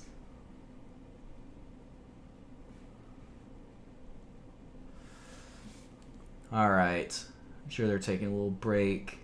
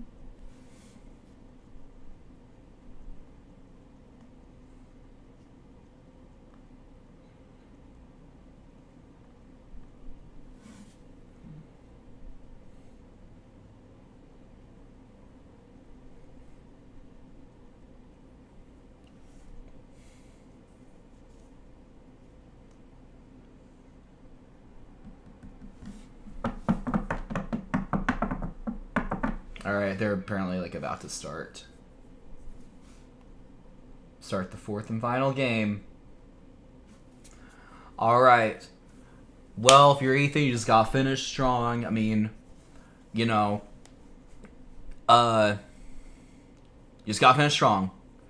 We'll see. Maybe Mark will come on. I assume he will, since he told me he would, but hopefully he does.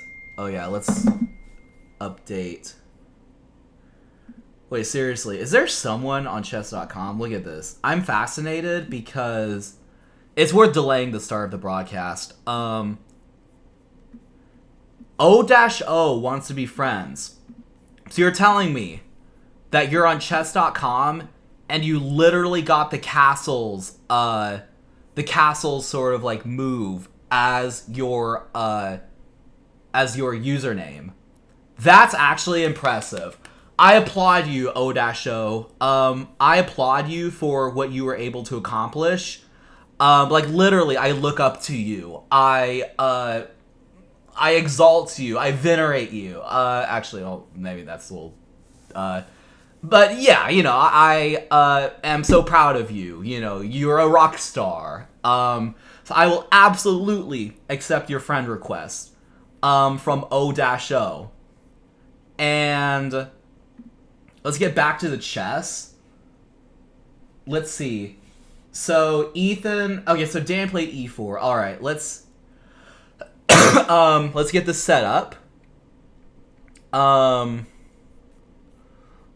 on. Okay, I did save the PGN though, which is good. Okay, let me e4 c5, knight f3. All right, let's get the player information in. So Dan Rupley is white. Dan is 1492. Ethan Ekro. Alright, so Dan is at 2 points. Ethan's only at 1.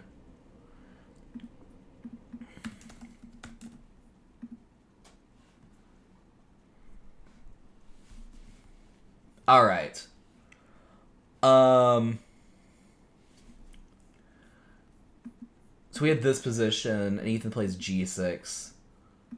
Okay. So Dan played e4. Ethan's playing a Sicilian. And playing like a... It's hard to say, is this an accelerated drag? I mean, it would be an accelerated drag, because you haven't committed the d-pawn. But Dan hasn't played d4 yet, so I'm not really sure where this is going to go. Like, is he just going to play a closed, or like some, like, bishop b5 or something? I'm not exactly sure. Okay, bet.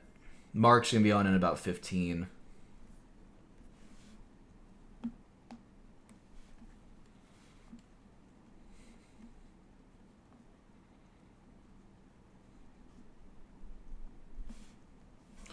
Alright, Dan plays bishop c4.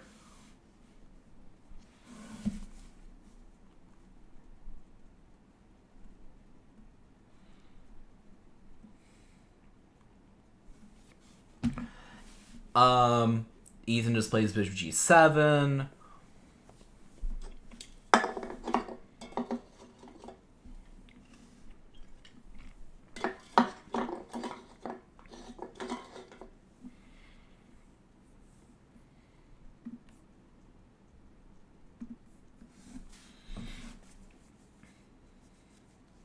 And again, well, now you can't really play d4. Your time window to play d4 has kind of passed. So he can play d3, he just castle, just play something. I guess Dan's not really into all of this like open Sicilian shenanigans, which is understandable. I mean, it's not the most desirable always thing to play if you're just trying to be solid. There's still stuff on stake. Dan's trying to win this match with a win or a tie. Ethan is trying to sort of tie the match and kind of undo some of the rating damage. So we'll see what happens.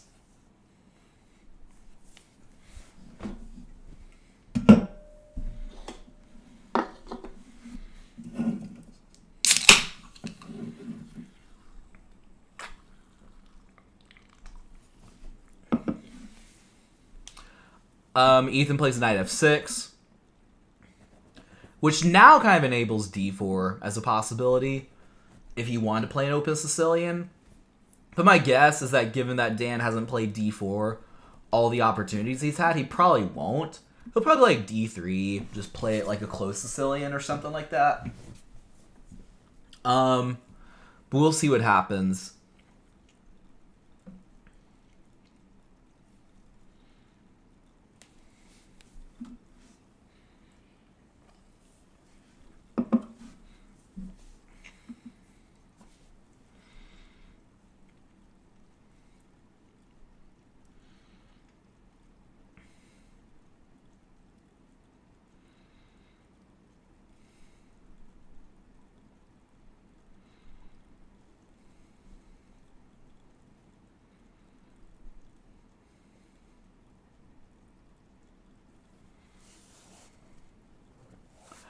D3 is on the board, which is expected. I mean, this is not a bad way to play by any means.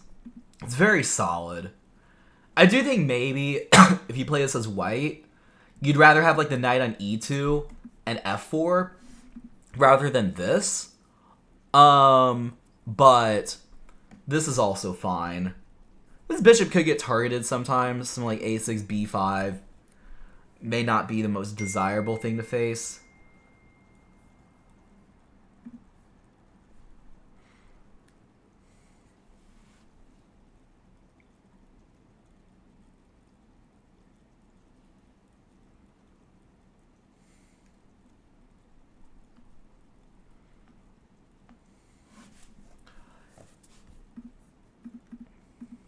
D3, castles, a3.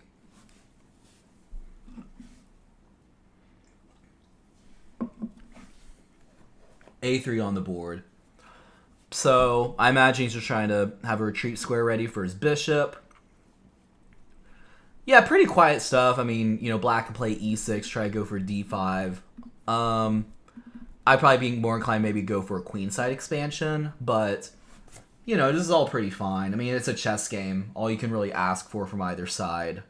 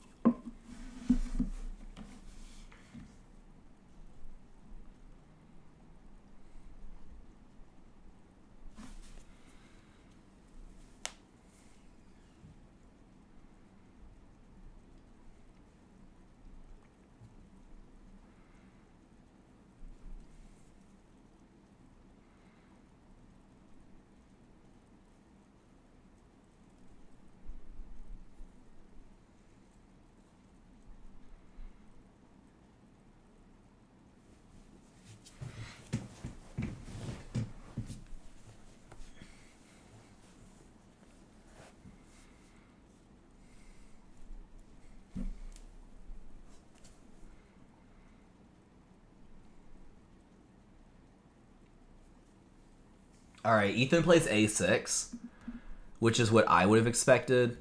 Yeah, I think maybe a potential problem. I'm not sure if a3 was the best move.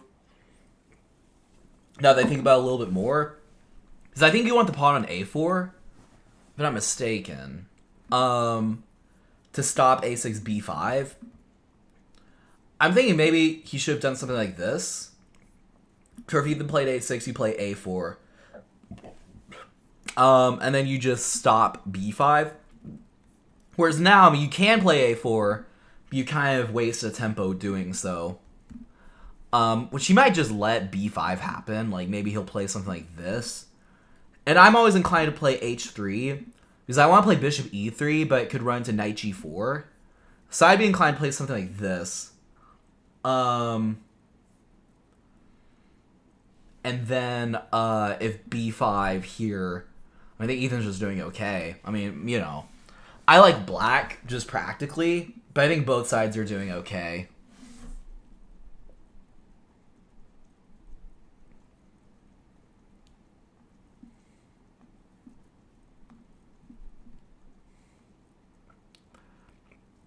Potzer, no. Ethan lost on time. He flagged. In a not winning position, he kind of spoiled the winning position he had. he was better. He was better, but he flagged. Sorry, bishop d2 non. It's bishop e3, which I thought. Oh, sorry, no, I'm looking at so a6, bishop e3 in this position. Ethan played b5. Yeah, that was a poor moment by Ethan. Poor moment. Yes, Ethan is down 2-1 now in the match, and they're just playing the last game. There's still some stuff at stake. Dan is trying to clinch the match with a win or a tie. Ethan is trying to tie up the match and just salvage some of his rating. Dan plays bishop a7. Sorry, bishop a2. So knight g4. I mean, I know there are some positions where, like, it's actually fine if you just allow them to trade the dark square bishop, or if you allow your bishop to get dark square bishop to get traded. Which I guess that was one of those positions. d6 is on the board, so you know we may not have to worry about that for another move or so. And yeah, we'll have a guest commentator on come on in a few minutes, so hopefully the stream will get less boring.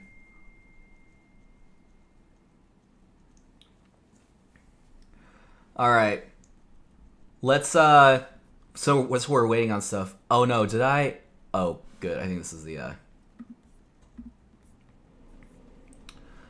let me read a text from my dad. Because it has to do with chess. If it didn't, I probably wouldn't just be reading some random text. Knight g4. Since we're all kind of bored, queen d2, knight g4 is on the board. Okay. Dan offered a draw? Okay. My dad says the most... Oh, okay, so he's alluding to the Joe Rogan podcast, which if you didn't see it, Magnus how do you say it? Magnus got on the Joe Rogan... That sounds wrong. Magnus appeared on the Joe Rogan podcast, which obviously got a lot of attention. Most interesting takeaway from me, this is my dad, from that Magnus interview was that he apparently thinks Hans is currently cheating. He alluded to it. I'd assumed that Hans had left that all behind, but I guess we'll see. That was a pretty interesting takeaway. Maybe you're bored. Yeah, that would make sense actually. Bishop g5. I don't know if you saw the what you call it, the Joe Rogan interview. I saw like half of it, a little more than half of it actually. But I did agree because they did start like off. What am I looking? Oh my gosh, I'm having such a terrible day. Not really. I'm just having some mishaps, but what am I trying to say? Like, and they're also moving quickly. Off the beat, I'm trying to say that like very quickly into the interview, they started talking about the Hans incident. There's a catchphrase I'm looking for. But you see what I'm saying. So very early in the interview, like they talked a little bit about his family and background, but they went straight to like the Hans sort of stuff. They actually asked him a lot of questions about like Hans and kind of went deep. And Magnus said, he like alluded to, he thinks that Hans is still cheating or still suspicious or something like that. So, yeah. All right. My words are not flowing today. Hopefully when Mark comes on, everything will be better. Okay, so knight g4, bishop g5. So he's just going to reroute the bishop this way.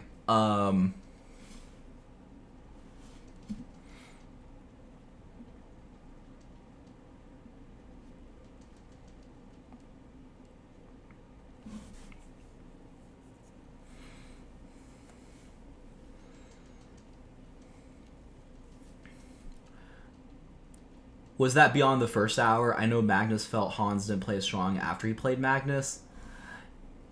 Yeah, no, that was well, like that was like, you know, first few minutes. So you saw what I saw. I think Magnus did also say that, like, you know, when he played him in Paris, I think he was alluding to Paris, right, where they played the speed chess final. He didn't play as well. Now, can you really compare classical game to like speed chess final? But Magnus is still convicted, I guess, even though they had the whole lawsuit and settled and everything. But yeah.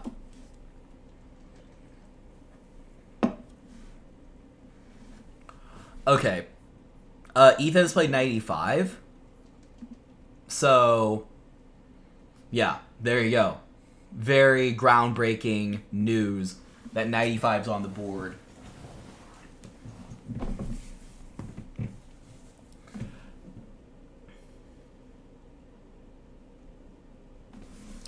Yeah, I don't recall Magnus saying he feels Hans is actively cheating.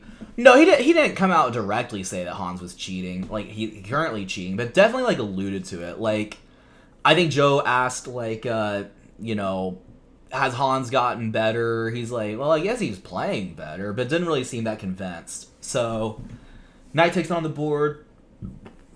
Apparently it was a good opportunity for White. I'm guessing it's either Bishop d5 or Knight d5. Knight d5 actually looks a little bit, actually, what would you do about this? Like, the pawn is hanging. Okay, Mark will be on in 5 minutes. Dan plays Knight d5 pretty quickly. And I guess you have to play, like, g5 or something. g5 or rook e8 is my guess. Rook to e8, maybe there's, like, some tactic. I'm not exactly sure. But g5. I mean, the problem with g5 is just that you're kind of weakening your king. So, g5 is g3. I mean, I guess you just like live, continue to live life, I guess.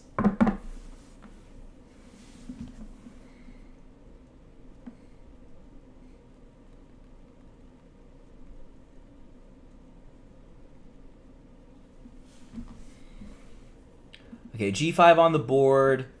I do expect Dan to play bishop g3. Don't really see another option for him.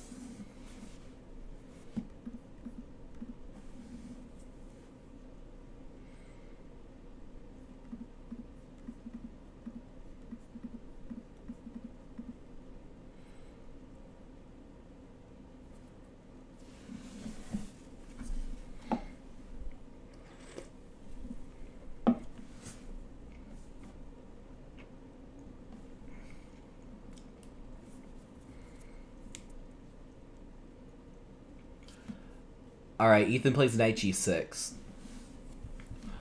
Okay, so you're attacking the pawn for what it's worth. Maybe like knight f4, but I think knight f4 is covered enough. I think this is just the main idea. Daniel, when's your next tournament? Yeah, my next tournament is actually on Saturday. It is, it's actually the darts and quad, not darts and quad, like chess and darts quad. Which you might have heard about before. We've done it like a couple other times, which is basically where it's a quad. So there are like 12 players, all divided into like 3 quads. It's like top 4 players in 1 quad, next 4, etc. We play chess, and then we kind of parlay that into darts. So you get a certain amount of points for chess. Basically, I think it's your chess score. So if I score like 3 or 2.5 in the chess, I get that number of points, and then basically where you land in like these darts games, that's your sort of total score. So I want to say it's like, I think it's like if you win a darts match, it's 1 point, is what I think they're doing. Rook b1 on the board. Protecting the pawn makes sense. So yeah. As far as the chess goes, the quad is going to be myself, this guy Josh, who's like 1650, Ethan, and I think Eric Ney. But at this point, like, Dan Rupley is in like the second quad, but he's going to shoot up like ahead of Eric, so they might, I don't know, they could switch it. I don't really expect them to, but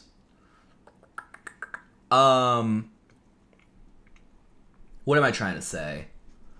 So I'll play Ethan next weekend, or this this weekend, assuming like neither of us drop out or anything like that. there will be Daniel versus Ethan on Saturday. Don't know what round, what color, what time, whatever. It won't be broadcast, unfortunately. I don't think there will be broadcasts for chess and darts, but it'll happen. And I'm sure there will be a recap stream or something like that. And then after that, I'm not exactly sure. I have Ennis Open in March, which is like kind of like another local-ish tournament. But just kind of taking it as it goes, honestly. Not really too concerned. Just whatever there are opportunities, just play chess and enjoy it.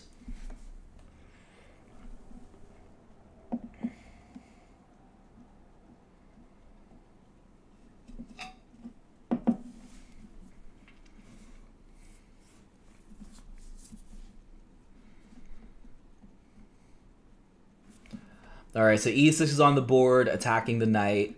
Knight e3, and I like Ethan's position. I like having all the pawns sort of like just supporting each other.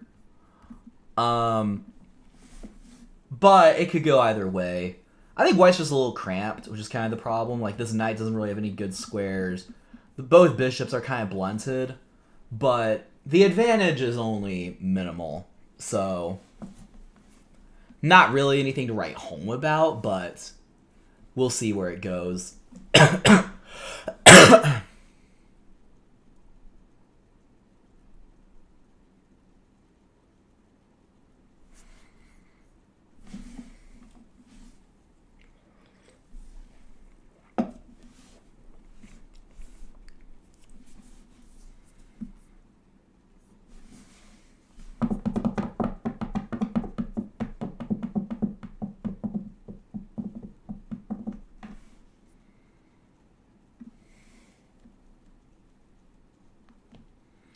Alright, bishop e7 on the board. Also, time check. Dan has a little bit more time. Dan has 37 minutes. Ethan has 34. So, nothing really to write home about, but Ethan is up on time. And c4 is on the board, which is not the best move. I think positionally it's clear that c4 maybe isn't the best. How far is Black Terry's from Waco, by the way? There's a Terry Black's in Waco. Yeah. There's a Terry Black's in Waco. Let me just look that up. Now I know Black Terry. I assume you meant Terry Black's. Yeah, there is a Terry Black's in Waco.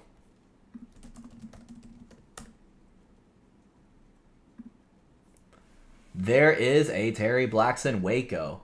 Oh, in April. Wait, why are you coming to Texas in April? I just processed that. But there are other Terry Blacks in other locations. In Dallas and Fort Worth and Austin. Yes, there is a Terry Black's very close by. Alright, actually, I'm going to hop on Discord real quick.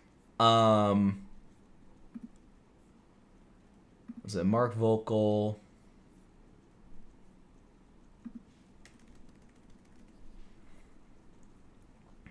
Hello. Hey. How's it going? All right. All right. Pull up. Sorry, I had to. No, you're good. Yeah, I got home not too long ago, so I had to eat a little bit. Oh, nice. And then, yeah. My dad was watching the hockey, like U.S.-Canada hockey thing. So that's cool. Yeah. All right, yeah, I'll share my screen and then I'll sort of change the scene on my thing real quick. You see my screen share? Oh, I see it. Let's see. Full screen. All right, we got it. Nice. Just make sure it looks good on my stream. Looks pretty good. There's this one adjustment though I have to make because I did realize the player things were a little bit uneven, so just have to adjust that. Yeah, that was a wild. I don't know if you saw the conclusion of that first game. Oh yeah. But yeah, Ethan lost on time, which it's kind of the same story. He had a really good position, and then just kind of botched it with the time pressure. So, alright, so a few moves have been played since we've been setting up. C4, queen b6, b4. So I just want to go back, because the computer was saying that after c4 it's -1 for black. I was trying to think about what the reason was. I mean, you know, I think c4 is not really a move that's great positionally, but I haven't seen the line. King h7. But, okay, so I think just doesn't like c4 because, like, you know, weakens, like, the d3 square, for instance. It kind of blocks the bishop. If you take, they can just take back and they're doing fine. So we currently have this position.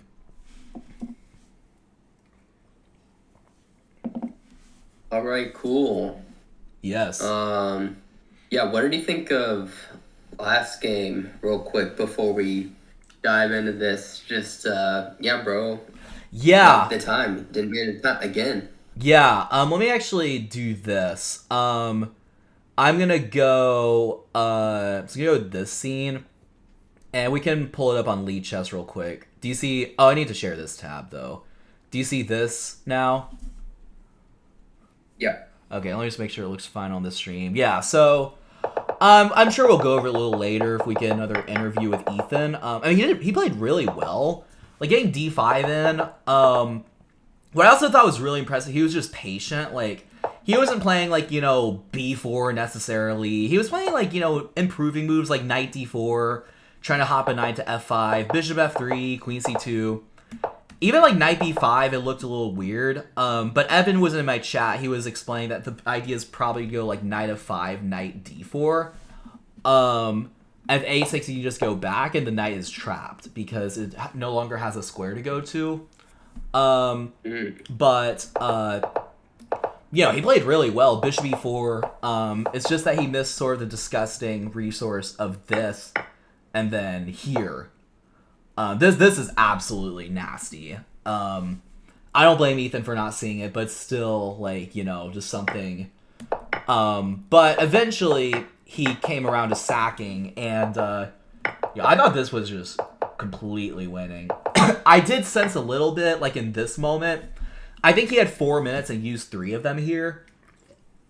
And the best move is just to put the queen on the diagonal, attack the knight. It's pretty straightforward. I did think that things could get tricky once he played rook takes h6, because he loses the bishop. And then in time pressure, I think he just kind of panicked, or, you know, thought he had something here, and then, like, you know.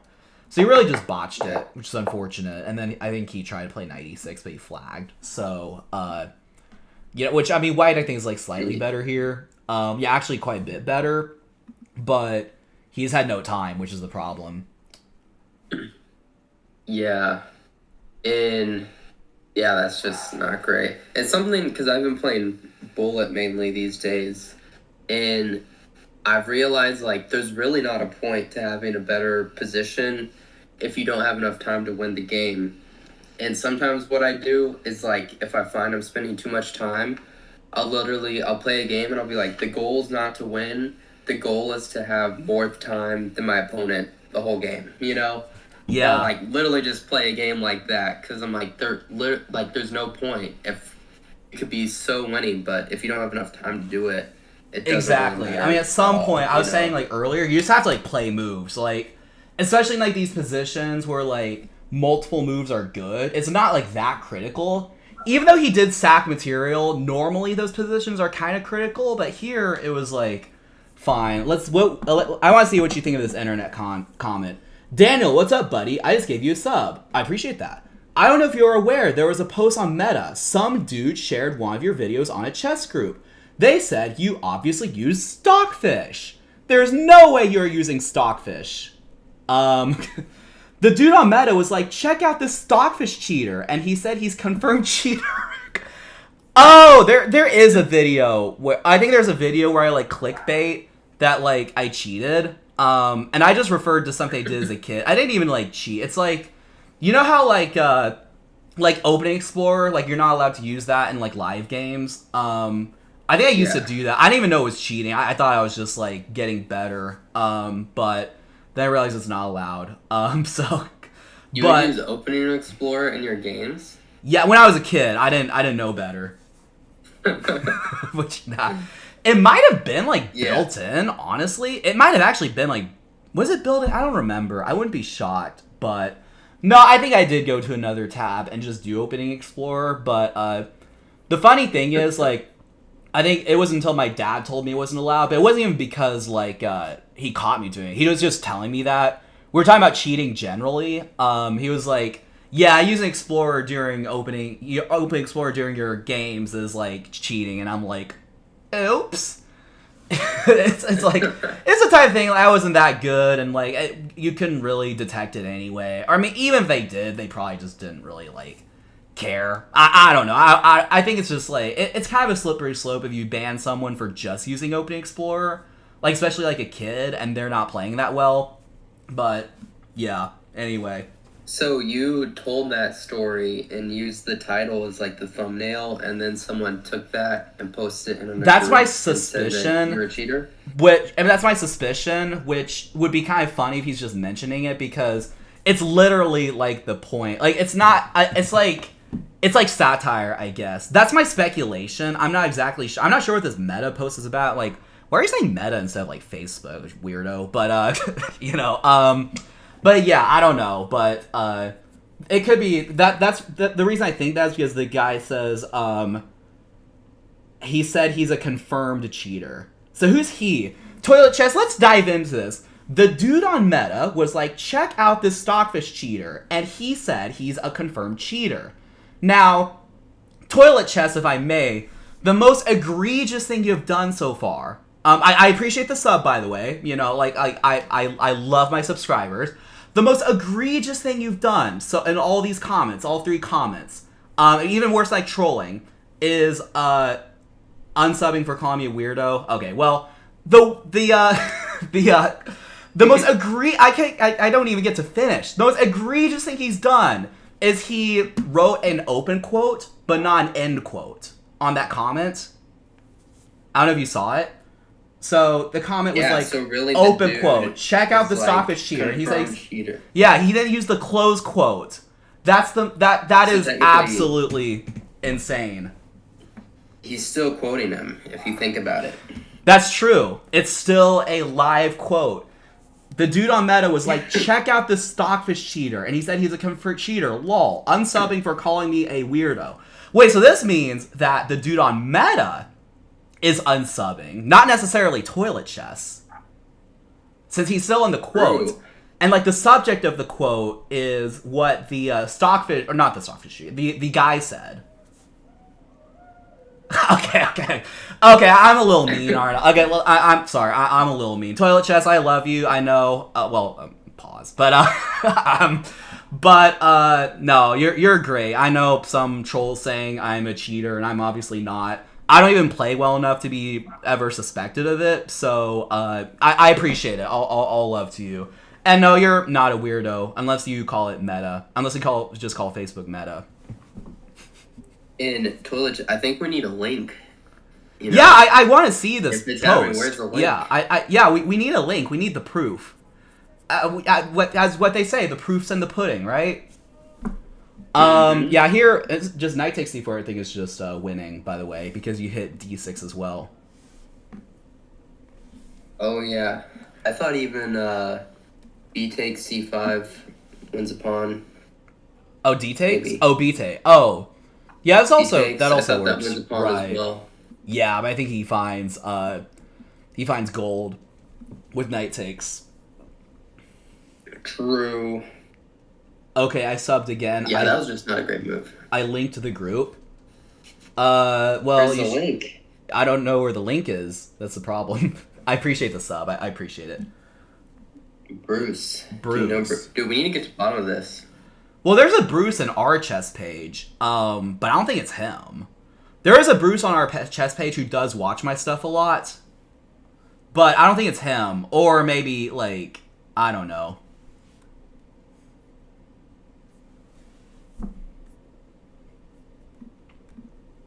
Yeah, that's pretty. You just lose 2 pawns, no? Mm-hmm. I mean, it seems like it. Queen has to go somewhere. I mean, I imagine The computer says A7, then you like take D6. I mean, I guess if they take, you only really lose one pawn, but it is like not ideal. Everything just comes crashing through. No, you're. Oh yeah.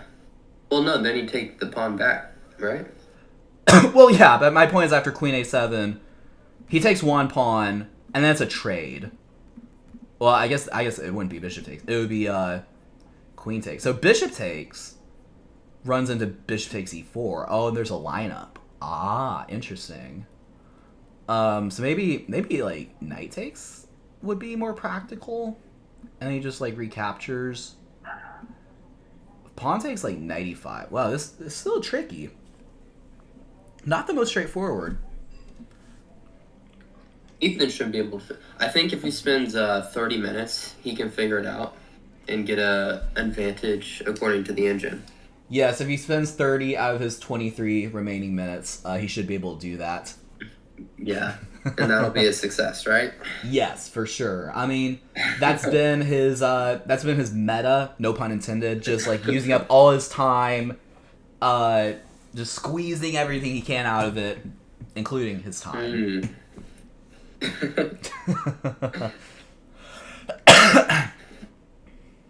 Yeah, dude, we need to figure out about Bruce. Toilet chess. Where's yeah, the we name? need the lore. Like I want to know what's been said about me on the internet.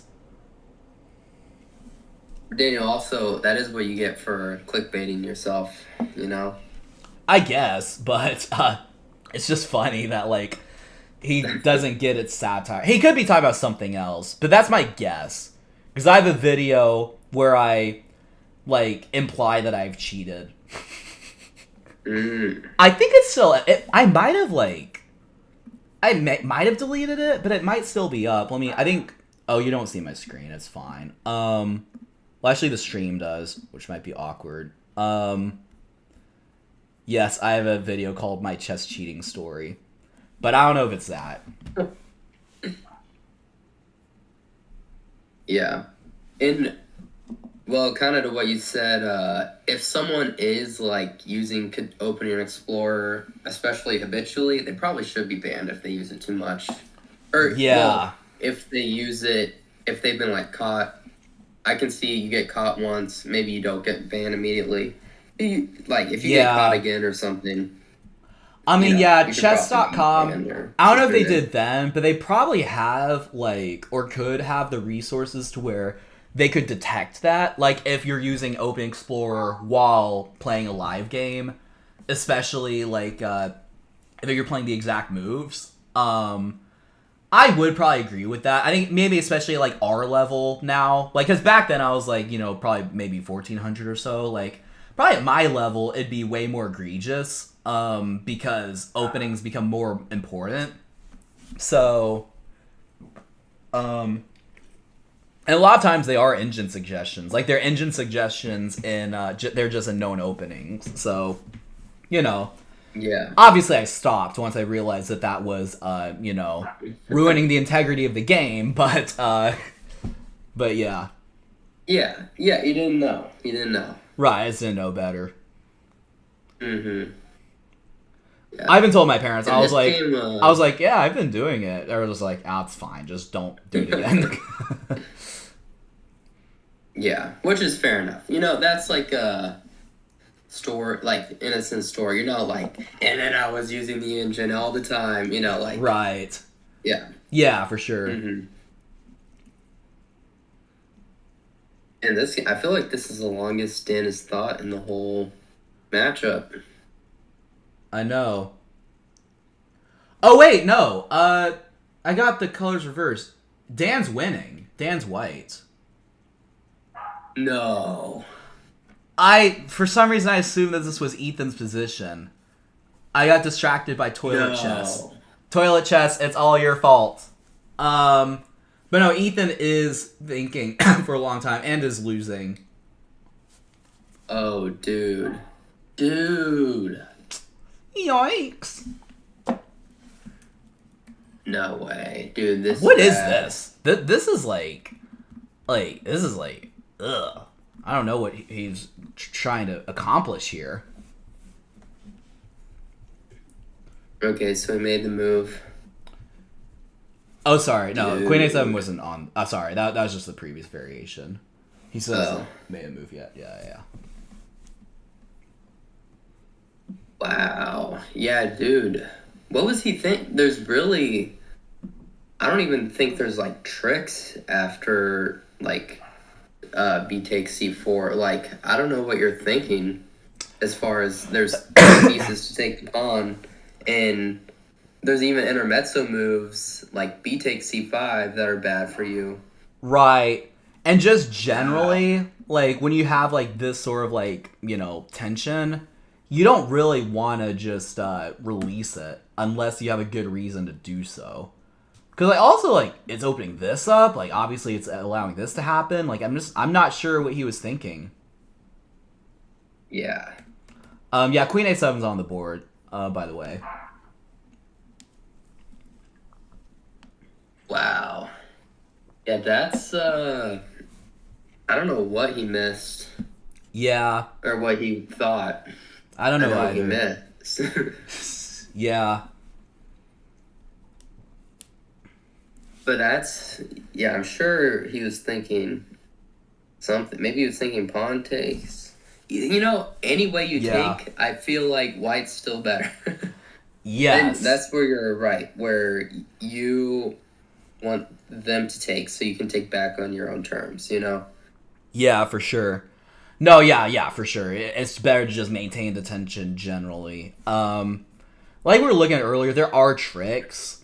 Like, if Dan plays this and Ethan plays this and Dan recaptures with the bishop, there is sort of room for a mess up to happen after bishop takes e4.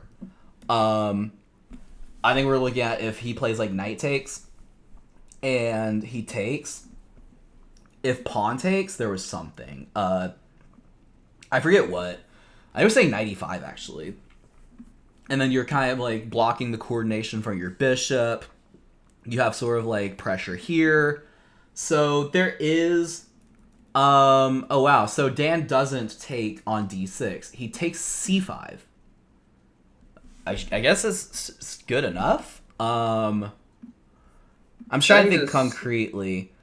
Oh, is the idea like bishop c7 and you're just going to like do something funky like knight b6? Oh, jeez. Oh my gosh. Oof. Yeah, it takes bishop c7, rook d7, or bishop c7, rook d7, knight d6. Yeah. So takes here. Dang. Well, I guess that's not the You move. have to take your but... rook off the file. Right. Let's see. Well, not this. Oh, no? Yeah, I think because the bishop hangs. Yeah, I didn't. Oh, yeah. So yeah, D takes us on We're the done. board. Or I'm So done. no, you're good. We'll see what Dan's There's got maybe just knight b6. knight d6 Just or straight away. something. Yeah, because the knight controls all the square. Knight and bishop. Yeah. Yeah, I think it's knight just d6. Is knight e5 still good there? that's a good question. It might be. Well, that's not. Well, yeah, because you take this guy, but it is. I think black just has something. I don't know. I think knight d6. There, it just says move the bishop. I think knight b6 makes sense because you just win material. Yeah, he played knight b6. Knight b6 is on the board. Wow. Ethan kind of, you know, getting it taken to him. Jeez, dude. I don't know if Ethan's, like, just not playing well or if Dan's playing really well. Or just both. No, I think B takes c4 was just... I don't know what that It was, kind of just, like, you know? it encourages your opponent to just take with the knight and then just, like, kind of destroy you, right? Yeah. I'm wondering, was there any way of taking that, like, wasn't good for white? If you Any wanna way go of to the taking... engine? I mean, the worst Yeah, B way is takes bishop D5 is takes. good too. But the worst way is bishop takes, but it even says it's, like, okay for white. after c takes, rook takes, queen a7. I mean, it's still like, ugh. It'd still rather be white. Yeah. Right. And it's easy to sit here and criticize. Yeah, no, that's true. It's easy But- when you have the engine on. You have the engine, but I would still say though, like on a human perspective, like I don't know why you feel the need to do this. It's not like white's threatening anything. Yeah, and your queen's on that file, like just Right. undefended. Yeah, And you're there's a literally rook just staring right encouraging down this it. to happen, right? I don't know. Hopefully we get a interview from Ethan where he can explain. Maybe in his mind he was playing C takes B4, and then he he just just like made the took wrong- the other way. Um, I Okay. think C takes B4 is like not that bad, but yeah, bishop takes e4's on the board. It's actually pretty good find. So you have this, and like I mean, you're like you're fighting back. I mean, you're like you're not just dying necessarily. But I assume that white can just take the rook anyway. And if they try to play like rook takes, you could go just like move the queen, and then you're also attacking the bishop.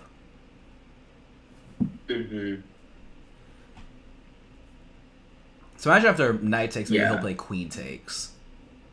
Oh, knight takes is not that good because why? Not because of this. Maybe just because of queen takes. just queen takes. Yeah, and then you have pressure here, but also here. That's kind of what I was thinking. I didn't realize Oh. how good it was. Ethan's gonna be like, yeah, and I calculated that after B takes C4, and this is what I had. Right? Yeah, he'll be like, I'm a genius, but that's not going to happen, or at least not yet, because Dan played Queen E3, which Uh-oh. I mean, do you not just move the rook? I guess moving the Well, rook now that, you're threatening to take, but then you take their knight. Well, doesn't the rook there, you can take it with the bishop. Oh yeah, of course. I knew there was a reason why. Okay, so let's try to figure this out. Is it just because of this? No, you hang the bishop. It's actually so tricky. It's white. Sorry, it's black to play here. Black to play. Black to play, and you're fine.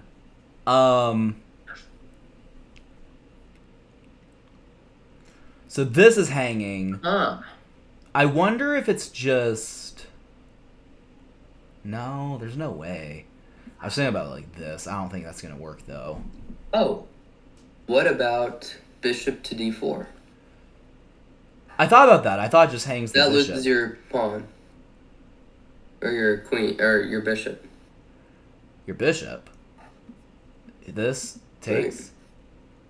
Yeah, Right. Yeah. No. That's not good. Yeah. Right. Oh, is it because of F5 maybe, and there's like an F4 idea? Well, I know. I think F5 there would be take. I don't know. This position's so complicated. It just feels like they just like threw pieces on the board, and it's just like randomized. There's a knight on b6. There's a bishop. There's a pawn attacking it. There's a bishop on a2. Let's see what the move is. Maybe it is F5. Bishop b7. I think the idea, bishop b7, and if he tries to cash in, you just go queen takes, and you just have this pressure. And it's pretty uncomfortable.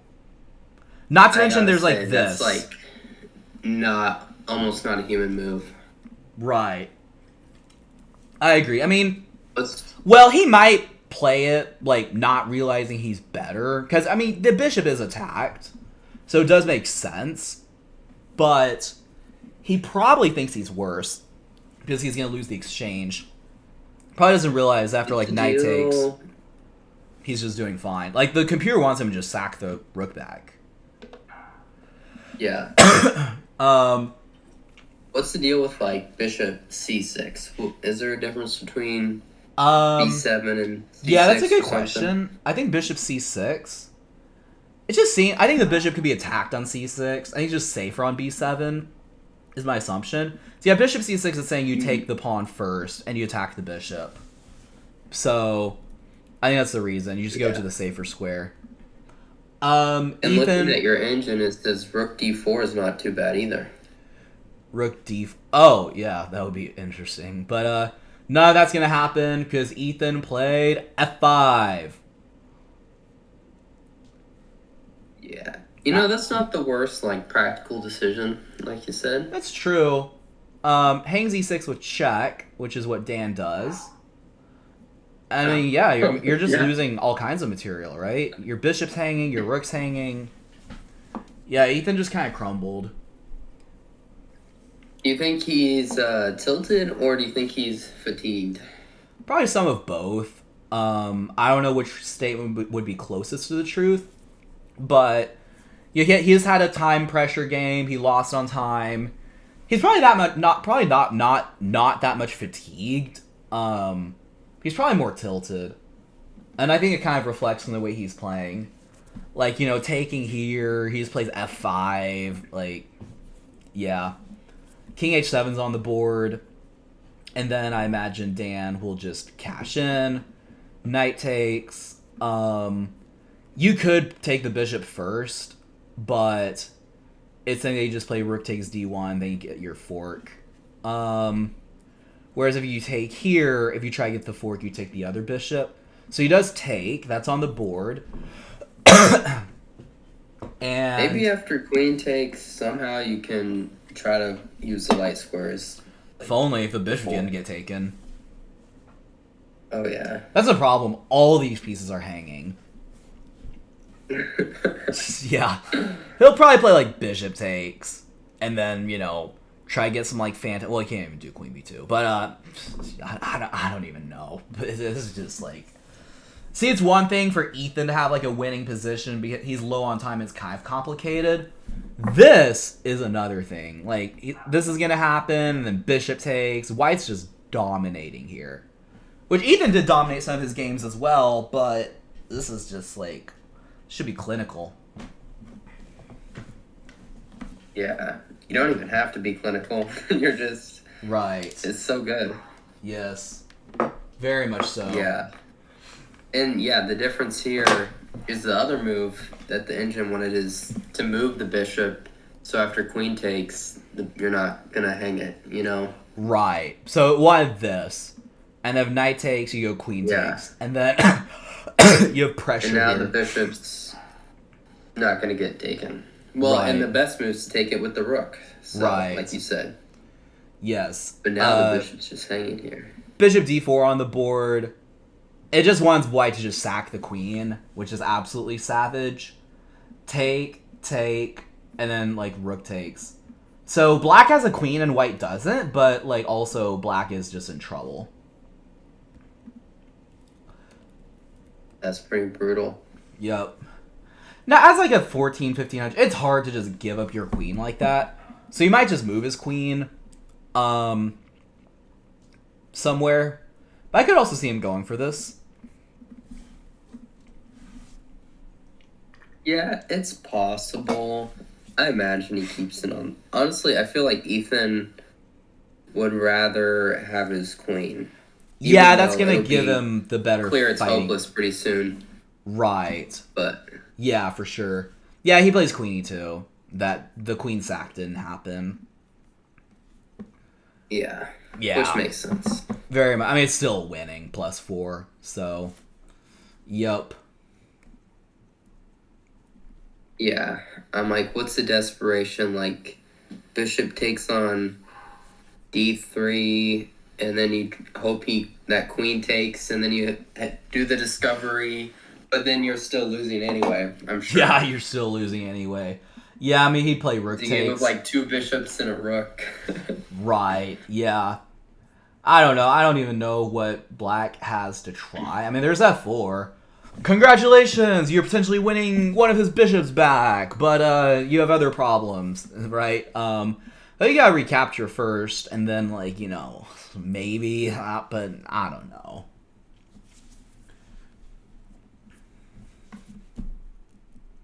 Yeah, I guess recaptures Right. with the bishop. Yes. And at least that way it does hang your f5 pawn. Maybe there's, I don't know. Yeah, I mean, I think it's just Necessarily like best move. best you got. Hi Jackie, how's it going? Evan said to support while he ran out to pick up my food. Ha ha ha. Yeah, I hope y'all are doing well. I saw Evan earlier, or he was on in the stream earlier, so it was great to see him. But yeah, I appreciate you supporting. So he sacks on G2, but yeah, it's like it's just like he's gonna take and then like take. Yeah, it's like it's all good for him. Yeah, I'm on with Mark Vocal. Mark, you've met Hi. Evan's fiance, right? Yes, a couple times we were at Cowboy Chicken, and then I think maybe a couple other times. Yeah, was we've all Cowboy been Chicken together. was that Southwest class? Like when we all played? I think so. Yeah, I think I Mhm. remember that. Yeah. That's cool. That was good. That was a good meal. That Cowboy Chicken. I'm It so was like, Phil. It was more than I thought for what you paid for. Right. Yeah, I remember it being pretty filling for sure. Actually, I don't remember what I had honestly, but I do remember it being a lot of food. Jeremiah's in the chat. Yeah, Jeremiah is Evan. Oh, Yeah.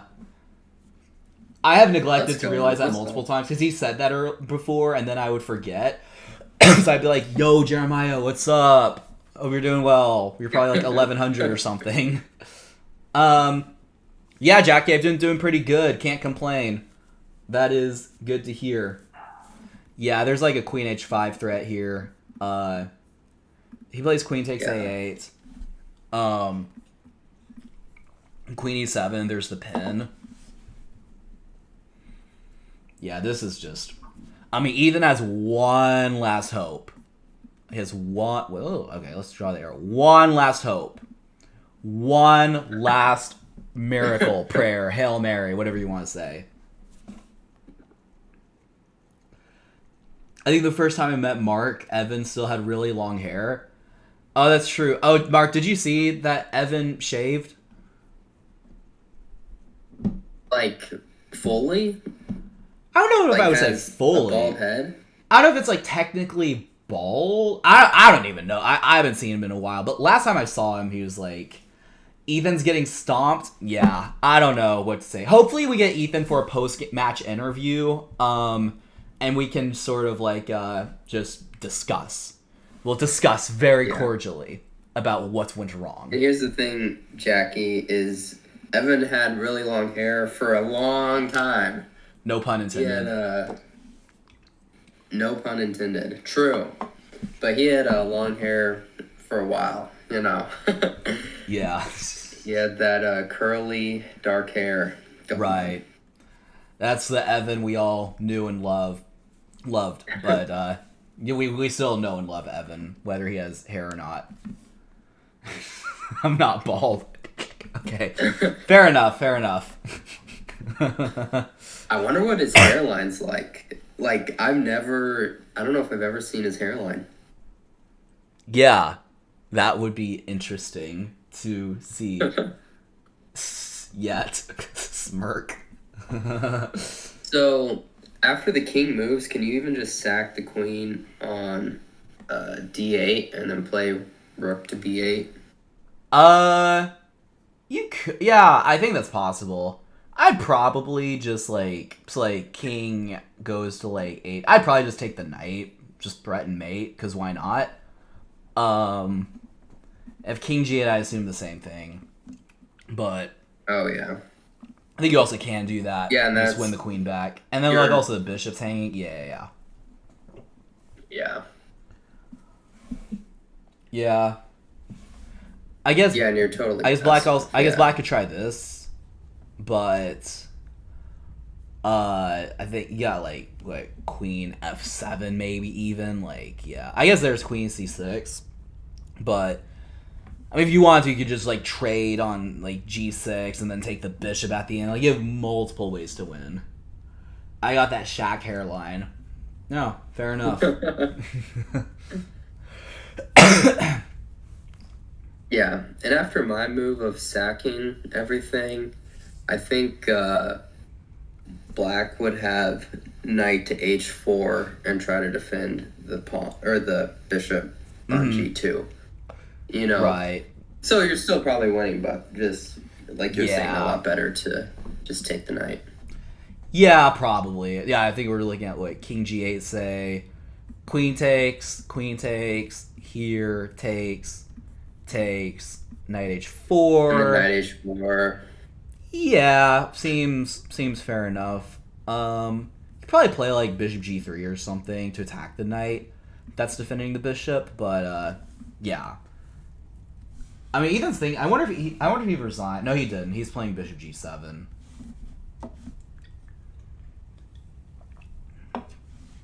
Mate in 13. We should try to find it. What is the mate in 13? I wonder what the Probably has mate. something to do with rook b7. No, it does not. Rook Never b7, mind. Take yeah. it back. I did suggest No, like I I didn't did say do that. that arrow earlier, but yeah, rook b7 doesn't work, right? Probably queen f7 is my guess. He goes here. Wow, suddenly it changed to mate in 8. It magically went from mate in 13 to mate in 10 to mate in 9 to mate in 8. So even the That's engine crazy. couldn't find the quickest mate immediately. This bro's better than the engine. For real. Yeah. I think, here's the thing. Ethan had a chance to make the game equal again, you know? Mm-hmm. But really, I think he lost the game because of b takes c4. You know, but he could Yeah. have made it equal. He could have tried rook d4, whatever, or to move the bishop back. But, that would have been fine. But it all stemmed, in my opinion, from b takes c4, the anti-positional take, you know? I agree. Jeremiah has the has the profound commentary that if Black could move 3 times in a row, Black would win. Wouldn't Black win if they could move 2 times in a row, just here and here? Yeah, Jeremiah, what are you talking about? But yeah, no, he's not wrong though. But I think he needs to work on his calculation. for real, you gotta work on your mate and 2s. Your forced mate and 2s to where your opponent doesn't get to move.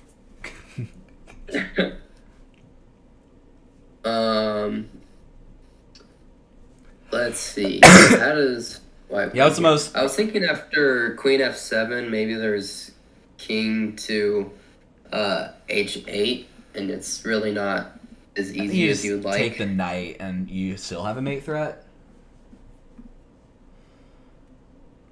What I wonder is after yeah, queen. you take the knight. Yeah. Oh yeah, and bishop can't take because you're threatening checkmate again. Yeah. Mm-hmm. What I would kind of wonder is after queen f7, what if like queen c6? But maybe then you have like rook b7. I don't know. I wonder what the forced mate actually is. It is queen f7. Queen f7, queen c6, rook b7.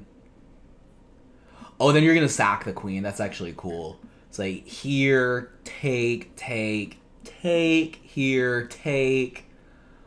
Say king h7, check. Oh, this is literally a windmill. Like, you know, where you like take the knight, go back, and then go check. And then you just go That's queen mate. f6. Yes, that's mate. That would be. I don't know if Dan's gonna see all of that, but especially the queen sack. He might. He might, yeah. That's true.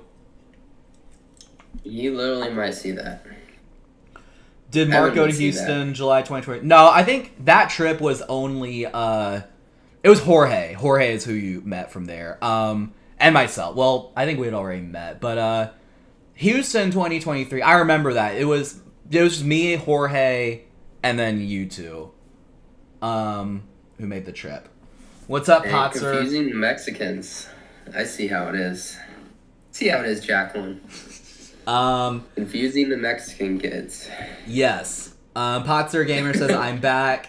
Well, welcome back. I'm not sure that Ethan's back. Ethan's kind of getting throttled, unfortunately. So, I mean, he has hope though. I mean, he has a possible mate on the board if he gets 2 moves.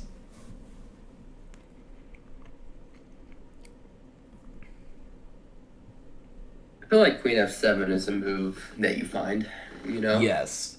No, Queen F7's it's the most natural move, even if you don't see a mate necessarily. I mean, the mate's there. I mean, the question is after like Queen C6, is he gonna find all that? Even like this is a force mate somehow. Take, King takes, Rook B6. King H5 is crazy. If here apparently like Queen E6, and then you just get mates. Oh, what's nice? Oh yeah, it's something like this. Queen E6. They do something random. I think it's like check and then checkmate because of the pin. Dang. Right. That's yeah, that's crazy. When I said it, he was in check. Okay, fair enough. So when Evan said that like about like 3 moves instead of 2, like apparently he was in check. You have to get out of check first. Fair enough. I don't remember specifically the moment, but yeah. I guess after, like Queen E7, right? That makes sense. Not confusing the Mexican kids. Yeah, confusing the Mexican kids. That's funny. Yeah, it's very funny. Oh, you know what's nice? What's that? If black like doesn't move, like the pin that you were talking about of queen takes G6 and then just queen takes H6 instead of queen to H7. Mm-hmm. You know, you gotta do it with stuff. Oh yeah. So like if he does this and then just like does something, allows the mate. Yeah, you gotta take this way. Yeah, that's a good point. Yeah. Right. Got it. You have to do it, or else honestly, I wouldn't even call it a win. Yeah, you don't deserve to win the match if you don't do it in style. Bro. Confusing the Mexican kid. That's funny how it made the way she's like says it makes me think of like there are Mexican kids that are confused, you know, because there's like no like pronoun or subject. I don't know what it is. Right. But it's like she's confused. The Mexican kids are confused now. Yes, very much so. Yeah. I wonder if Queen F7. I was thinking about the other day, like. You're thinking about this position the other day? Well, I was thinking about how sometimes, like, that move, you see it, I guess because the Knight's attack, but also the light squares are weak, you know? Mm-hmm. And I was thinking about, like, how it's hard for low-rated people to, like, understand what it means or to visualize, like, light squares being weak, you know? Yes. I think, you know, you think in terms of pieces moving to different places, not in terms of, like, squares being weak or stuff like that. You know what I mean? Yeah, for sure. No, color complex is something that, like, people who are, like, really new to chess, like, don't understand. Like, yeah, it is, like, you know, definitely, you know, just, like, it's just, like, yeah, you have the light squares are weak. It's just, yeah, the idea is that, like, there's no really, like, pieces, like, helping occupy them. So you're right, not only is it just, like, force mate, but you do have, like, a color complex issue. And there are even, like, other positions where it's just as applicable. This is on the board, by the way, so Dan ended up taking and then playing, like, Rook B6. So he didn't go Queen F7, which is a little bit disappointing. But it's still possible he gets the mate if Ethan goes here and then he kind of sneaks his way in. But so far he hasn't found the mate yet. Yeah. Because, yeah, I remember, and I still sometimes have a hard time when they're like, oh, and you can clearly see the light squares or the dark squares are weak. Right. And, like, sometimes I still don't get it fully. But I remember, like, when I was first starting, I'm like, yeah, I guess the squares are weak, you know? And You're like, I really don't know. They just, like, highlight a bunch of squares. I'm like, I guess those squares are weak, you know? I mean, yeah, just highlight any sequence of squares. They're weak. These light squares are very weak. So I see what you're saying. Yeah. but especially playing with like King's Indian or like with Fianchetto bishops, you know, I think you learn Right. better. Yo, yeah, you learn that when if you like you trade have off the that bishop, Fianchettos, you know. it's a weakness, or it's a dark square complex weakness. Yep.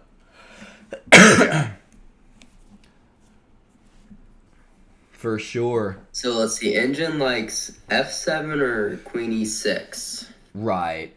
I think both with just the Both idea those to go moves. to G6. Yeah. I looked through my pictures, and the only picture I have with Mark V in it is Evan's birthday, February 2024. But I'm pretty sure I met everyone sometime in summer. I don't think you met Mark or Ethan that summer. Because I know we met at State and Amateur 23. I remember that trip, but I don't think Mark wasn't there. Evan's birthday. Wait, did y'all do something for Evan's birthday? I must have not been What there. was Evan's birthday? Yeah, I don't I'm trying to remember. think. I don't remember that. I must have just not been around. Maybe y'all didn't invite me. No, I'm sure. No, I'm sure I was. It might have just been like a Dallas thing, and it might have been like I don't. Evan's birthday, February 2024. I'm trying to remember what I was doing then. Yeah. You don't remember Evan's birthday last year? Evan, what did we do for your birthday? Yeah, what did y'all Tell do? us. And where's my invite? I'm sure you were probably. I forget. I'm what we sure. did. I mainly remember going to Cowboy Chicken with y'all in the Southwest class and everything.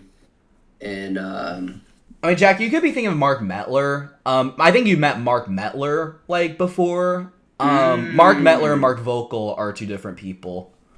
Last year, y'all played a match. Yeah, I thought that was March though. Was that in February? Or was it? Wait, y'all played a match.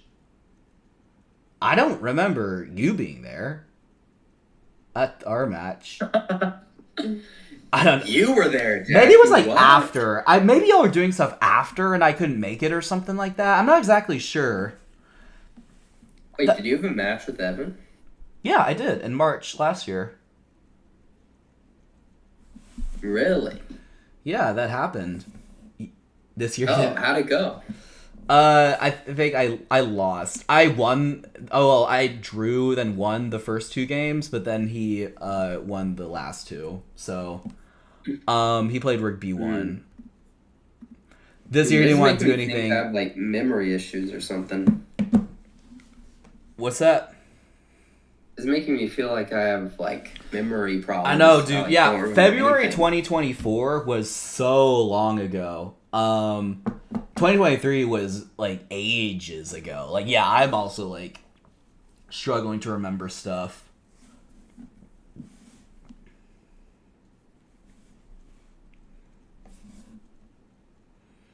I've talked and seen Mark Because I Metler. know.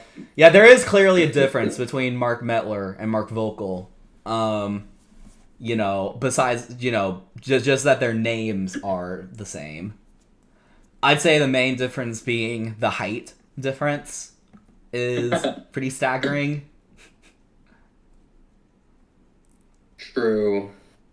Dude, me and Mark are like the same, but we're like dark and light matter. You know? Yeah, y'all I'm, actually like, are. Dark. I'm like the dark Mark Metler. Y'all are actually pretty similar people. Yeah, I can actually see that. Alright, Ethan plays Queen F3. I don't know why I keep saying winner. Oh, I think it's because I played checkmate one of the variations. Let me just delete that. Still says winner. I mean, he's probably gonna win, but he hasn't won yet. But so let's Alright, pump the great let's brakes a start little going. bit. Yeah. But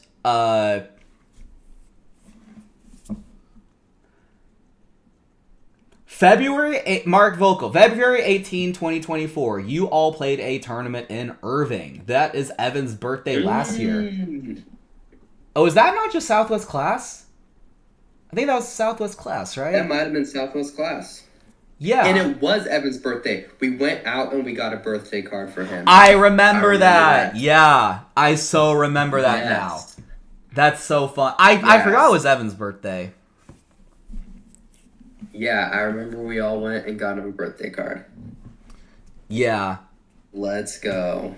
Okay, I do remember that because I remember Southwest class, but I didn't remember it was like you know that it was Evan's birthday. I thought you were talking about like a completely different thing that like I wasn't there. Like yeah. He plays Rook B7. Keeps saying that White won, even though he hasn't quite won yet. Oh yeah, I just gotta change this. So I think that thing said White won when I played the checkmate in that variation. Southwest class on my birthday almost every year. It was both Marks, Ethan, Daniel, and Evan. Yeah, I remember that. That card made my tournament. Yeah, I'm glad to hear that. Let's go. Yep. All those like Denny's trips. It was Denny's, right? That was kind of close. We just went there a lot.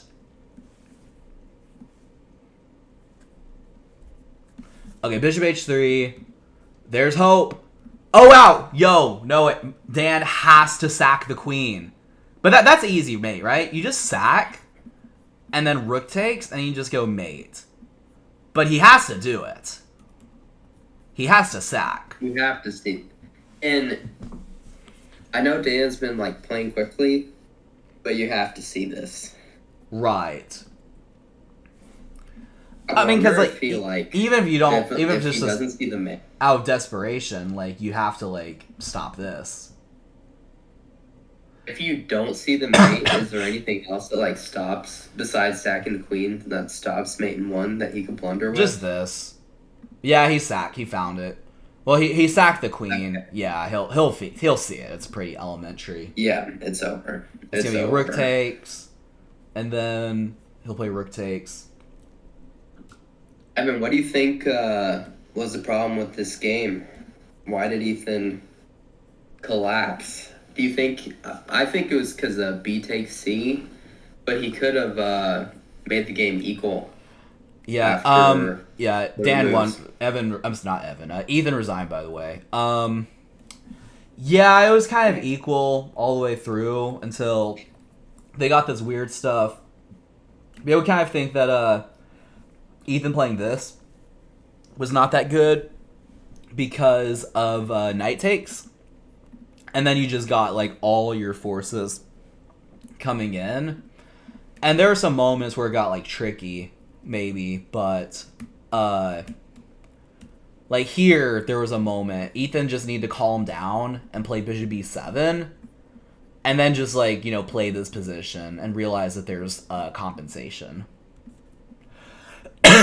That's not too bad. Like, but I guess you really have to see again about light squares, how they're weak. Right. You know? Yeah, I hung this pawn and then really just just checkmate pretty much. 1-0. Dan Rubley wins the match 3-1. Upsets Ethan as the over 100 point favorite. Yeah. Hopefully Ethan will join us for a post-game interview.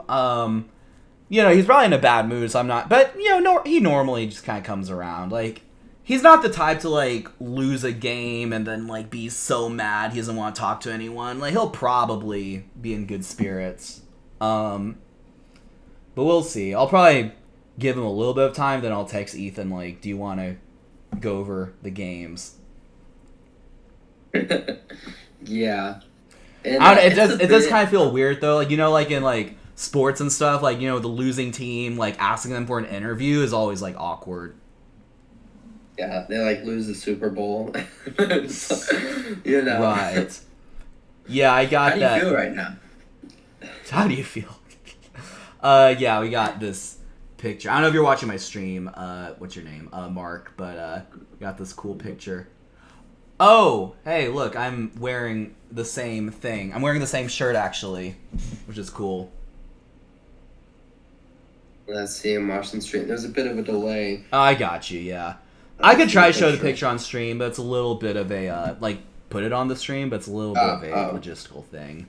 Whoa, let's go. It's a good picture, actually. I like it. I forget that it exists. I feel like as a chess team, we just don't take a lot of pictures.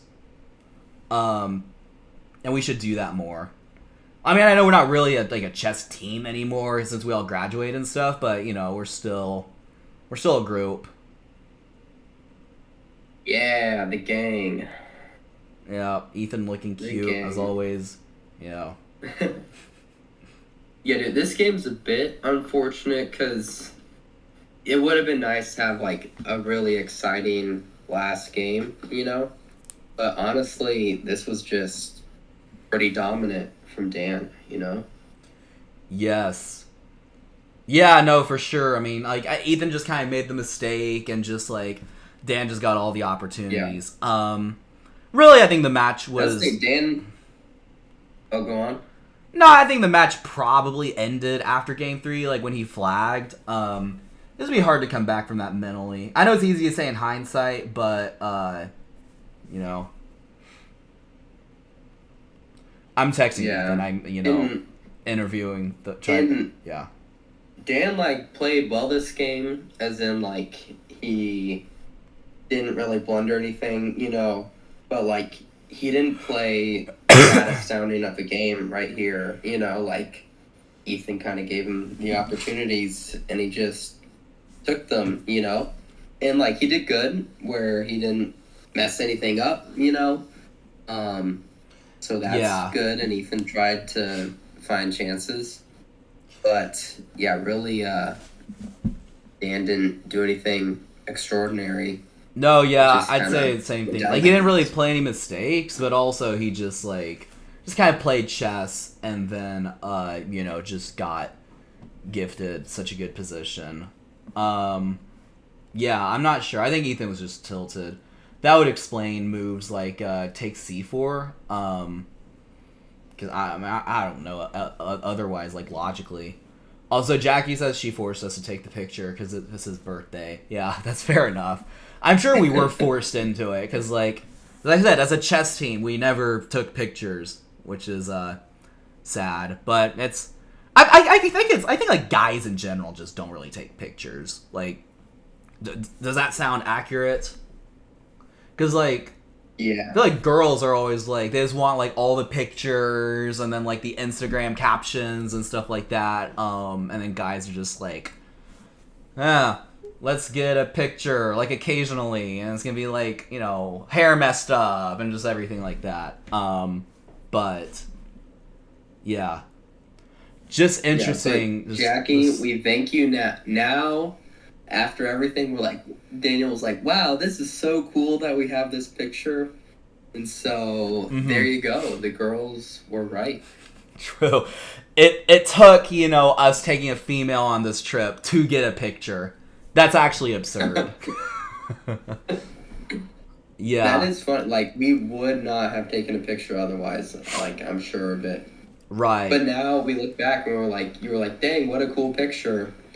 And, but yeah, thank you. Thanks to Jackie. Let's go.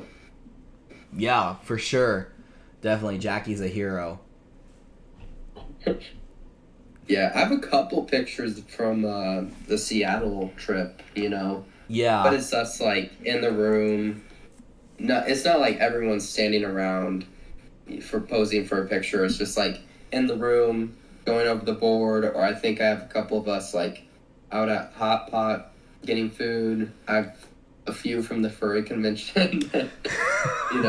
Oh, you have furry convention pictures? I haven't seen those. I have like 3. I was like scared that they would beat me up if they like saw me taking a picture. No way. No, I have not seen. If I did, I don't remember them. Because remember, I was like asleep or something throughout the furry convention. Like, I just missed the whole thing. I was like. Oh, dang. Yeah, I was like asleep. Like, y'all were like doing it, tricking Mark. It was apparently just some really funny thing. I was just like, I think I was like woke up. I'm like, oh, what did I miss? And they were like, furry convention. Like, wait, what? And then like, it took some time to like, catch on that it was like a whole trick. Yeah. I'll send you the ones I have. Let me go. It was in January. Yeah.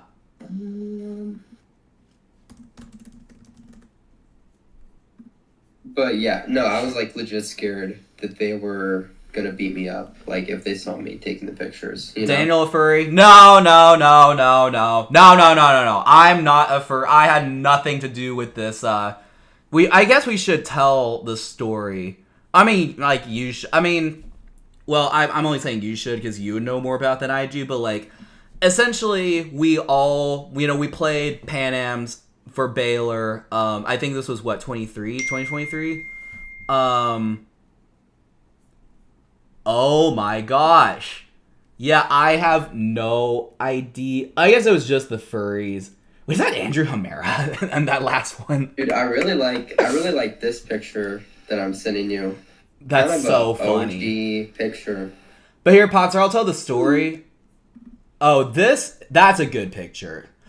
That's a really good, just like team picture. Got everyone. You got Atul grinning. You got Mark and Evan discussing. You got Chris and Ethan playing. That's you on the couch, I think, or on the bed. Yeah, I think that's me at the Kind edge. of out of it though. Yeah, kind of out of it. Yeah, of course I was out of it. I'm always the one that's just like, yeah. But no. So the story, Potzer, is that you can let me know if I'm misinterpreting it. But so like. It was Pan Am's in Seattle in 2023, January. It was at the hotel, the same hotel that there was a furry convention. I don't know if it was like the National Furry Convention or just something like random. Also, Ethan says sure. So if you want to do post-game if you want to stay on, I mean, you don't have to, but if you want to stay on for an interview, you're welcome to. But anyway, so we had this guy. So Mark Metler, who's been on my stream. He's like Dr. Sauce or whatever. He's our good friend. He was like, I think like, who initiated the trick? Was it Jorge who initiated it? I actually do not know. I think it was Jorge. I think Jorge was definitely. He was behind it for sure. Or he was going. They were telling Mark about like chess hustlers. That, go upstairs. They're like chess hustlers. And then, like, Mark went with them. Like, I was asleep. I don't know if, like, everyone else went. Maybe some other people just stayed behind. But, like, so some of them just, like, went upstairs to this furry convention. And, Mark is, like, waiting for, like, the chess hustlers or to, like, play them or whatever. But it's just a bunch of furries. And I think there's just, like, a famous line where Mark's, like, just looks disappointed. He's like, no chess hustlers? Yeah, and we had to walk, like, pretty far, because it was another hotel than the one we were staying at. So they were like, oh, there's chess hustlers at this hotel. And we were, like, walking over, and all of a sudden you just, like, see a person on the street walking by with, like, a tail on. So you're like, okay. And then, like, another person has got like bunny ear like things going, and you're like, that's strange. And as you get more to the hotel, like you realize there's a furry convention, and then we were going like up the stairs where they were like, no, like it's actually just upstairs until we got like the main part of the furry convention, and then they were like, yeah. Here we are at the furry convention. So that's so funny. It was quite frightening, honestly. It was really strange. That's so funny. Yeah, I don't know if I'm sad that I missed out, but I definitely did miss out. But yeah, they had like ball pits. Like people were like playing in ball pits, dressed up like animals. Oh my gosh! And they would put like squeaky things in their shoes, so every step they'd like squeak. Like a dog toy squeak. And it was like, oh, shoot. Yeah. I mean, I don't know. No offense to any furries watching. That stuff's weird, though. It's weird. Like, just be a human. Oh, no, I'm gonna get canceled. It's the Big 25. Like, I'm gonna be, like, canceled forever. But, it's weird. You can do your own thing. I don't really care, but yeah. Okay. And Daniel is a furry indeed. Confirmed, Patzer. Daniel's a furry. Yes. The reason we didn't see him at the convention was because he had a furry costume on. We couldn't tell it was him. Yeah, You know? that's the whole thing. I was just there. I was Yeah. doing chess, and then I was doing furry stuff. That's what went on. We were like, "Where's Daniel? Where is Daniel? We can't find him to take to the furry convention." Yeah, I was just and there. We know he was already there. I was just there. It was As a like, furry. yeah, as a furry. Mhm. Yep, for sure. Yeah. I'm pretty sure he saw us. He hid away. You know. Yeah, I was Costume-wise, like, so we can't tell. "Arr." No, I was legit scared. When I was taking the pictures, I'm like, if they see me taking the pictures, they're gonna beat me up. Because it's middle-aged men. It's not it's like a weird middle-aged man thing. Oh, it was like you know? middle-aged men doing the furries. That I saw, because some of them they would have their costume helmet thing off, and a lot of them were middle-aged men, and I'm like, this is strange. Normally you think it's some 13-year-old kid or something, you know. Yeah. But I was like, oh shoot, this is weird. Right. Yeah, that was so funny. Yeah. I'll be right back. I'm just gonna get another Coke real quick. Yeah, Jackie I'm says- gonna. Yeah, I'll be right back too. Then. Okay, I'll sounds talk good. to my Yep. parents for a sec. I'll be right back. Sounds good.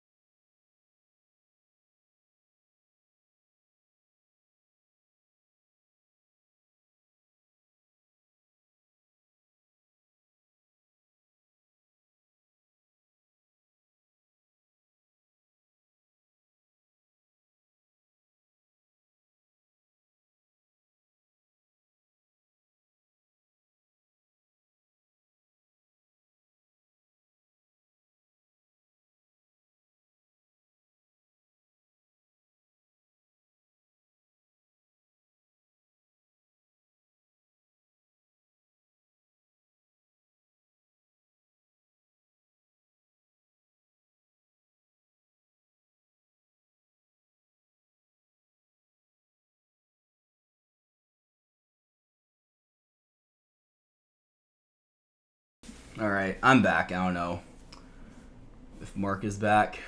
But yeah, that was funny. Also, I realized I have no more Coke, so I just have a nice glass of water.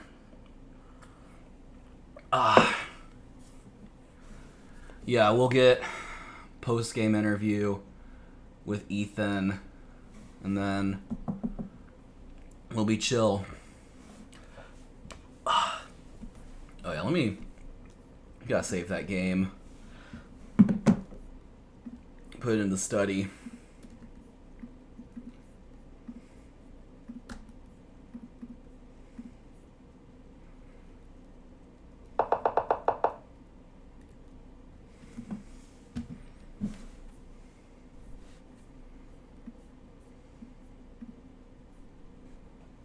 Get some Dr. Pepper. Yeah, I would have to drive to a gas station or something and get it.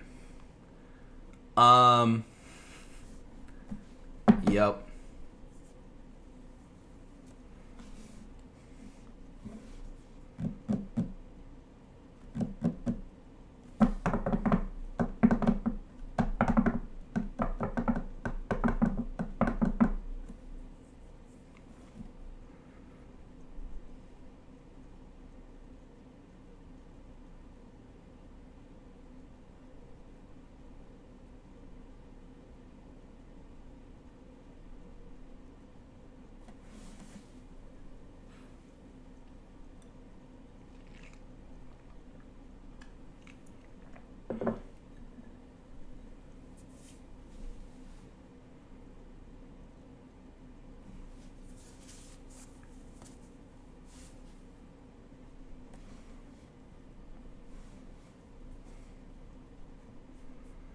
All right.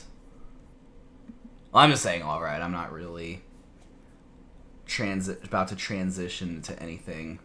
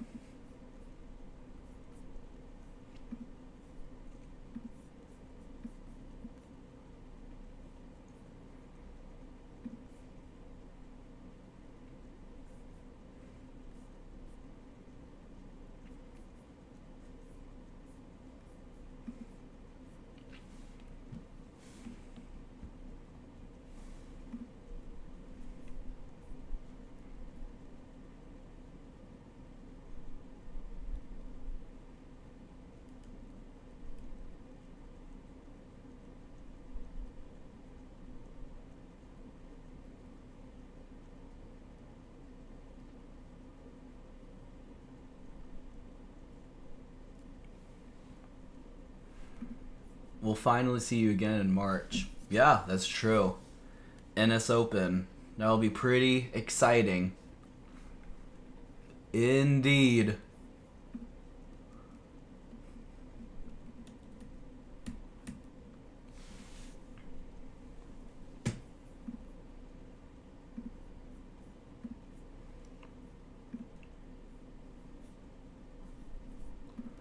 Yeah, we're just waiting. I think Mark is talking to his family or something like that. Ethan's on his way. We'll probably start a Discord call when they all get here.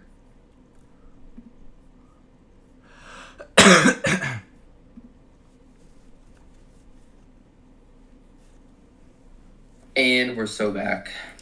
There we go. We are so back. Ethan, we're still waiting on Ethan. Wait, Evan and Jackie, are y'all going to Waco or something in March? No, it's for NS Open. That's what I assume. Maybe they're doing a separate thing. I think it's for NS. Evan's playing NS Open. Oh, okay. You can play too. I mean, Yeah. no one's stopping you. That's true. But Yeah. I'll be in Waco, I think, the weekend of the 24th or 20-something. Yeah. Fair enough. Like 21st, 22nd or something. 20, probably. And then I'll try to play in the April Open as well. Nice. Yeah, so for sure. If you play in the April Open, Daniel, it's going down. I'm planning on it. I will probably be there. All right, let's go. I think the last time we played, it was a draw. So I was That's pretty true. happy with that. Yeah. That was at the NS Open. That was. Yeah. Was that really the last time we played? Or This is we the played only again? time we've played. Like, a tournament game? Yeah. Yeah, I guess so. I've played Mark Metler 2 times in tournament games now. Gotcha, So. yeah. Oh, yeah, I think there's like a cool anecdote. that was- I don't know if you realize this, Mark, but like, you were at the tournament where I peaked and also Mark Metler peaked. Did you know that? What tournament was that? Well, they're two separate tournaments. So you were at the Waco July of Oh.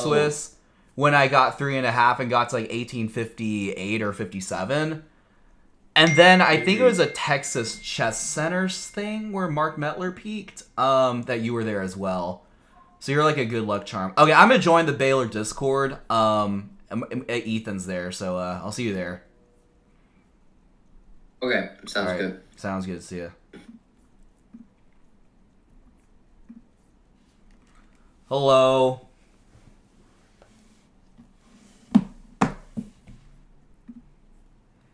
Hey. Ethan, it's us. Oh, my computer's banned. Can you hear us? Yeah, I can hear y'all. All Great. right, we got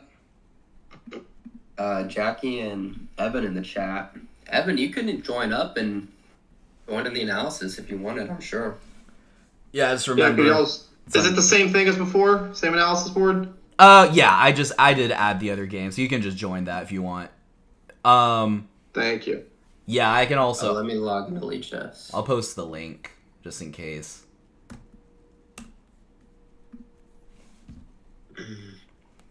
I'm in. Nice. Oh yeah, let me share it on my thing. We'll do this. Did you share it with me, or did you send a link somewhere? I put it in the Discord, like the Baylor Discord, but I can also just try to send it to you directly. Oh, I see. Okay, cool. Here we go, I'm in. Nice.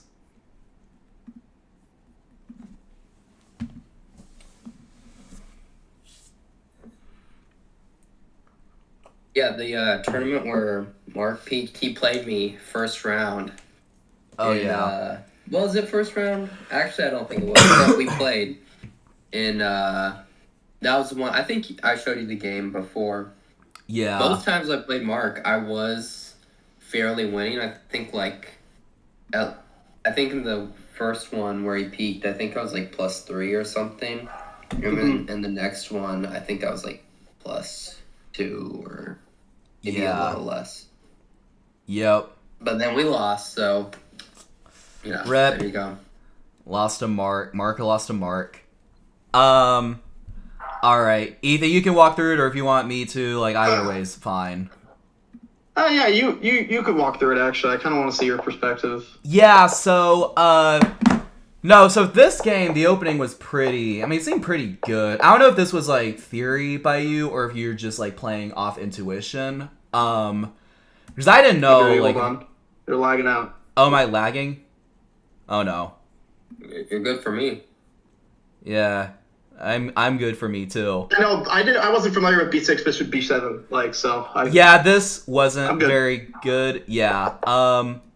D4. I mean, I was saying this isn't good by him. I mean, it was all right, but I think I was saying during the broadcast, it's just better to just have the bishop on this diagonal. You play like D5 stuff like that, but knight F3. I mean, this is all pretty normal.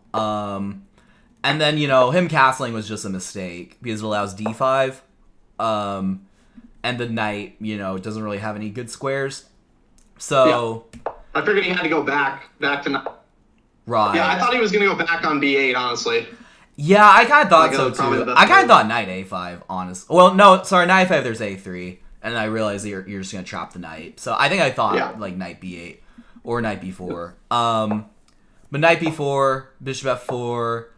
I actually thought you played this... I thought you were really patient. Like, you didn't do stuff like B4 like I thought you would. Which would be fine, but... Like, knight D4 is a good move. Trying to go to, like, F5, say. Queen D7, bishop F3. Like, yeah, you're just dominating. I think you're, like, at least +2, if not even better. Maybe, like, +3, but... Queen C2, H6, rook E1, knight C5... This was the first moment I thought was a little bit strange, but then Evan pointed, because I thought, like, Web just A6 and you just drop back. And you can tell me if I'm wrong. Evan thinks that you're trying to play knight F5 and then put your other knight on D4. And if A6, you go here, and then this knight is trapped. Was that accurate assessment? Exactly. Okay, yeah, that's cool. the exact idea. Yeah, that's... Yeah, I was like, if he plays A6, I just go back, and now he's got a threat to deal with. And if Yeah. he doesn't, then I'm playing knight f5. No, because I didn't see that nuance. I was just like, why is he playing knight b5? But that does make more sense. And if he doesn't do a6, he just goes like... I think the problem is, or not like problem, but like... After knight b5, a6, knight c3, I think he can go a5. And it stops you... Well, I guess it doesn't stop b4, but it kind of like, you know... it kind of gives him a little... Oh, whoops. A little bit of what he wants. But I guess a5. I don't know, but... Anyway, he played knight h7, b4, knight a6, bishop e4, knight f6. Oh yeah, I know. I'm not just trying to like just play moves. Like it's just like what's that? I thought I was just winning. Yeah, you are just winning. Like I could not believe how good my position was. I mean, he's basically down 2 pieces, and his queen only has 1 square. Right. Yeah. No, I mean the problem is like none of these guys are doing anything. Like this bishop sucks. The knight is just like, and then the rook can't even get into the game. Okay, so here, and I know it's like hard to see, and you're like winning even if you don't do it. You have a disgusting trick, Ethan. So you can sack on h6, and then after g takes, you have this move bishop e6.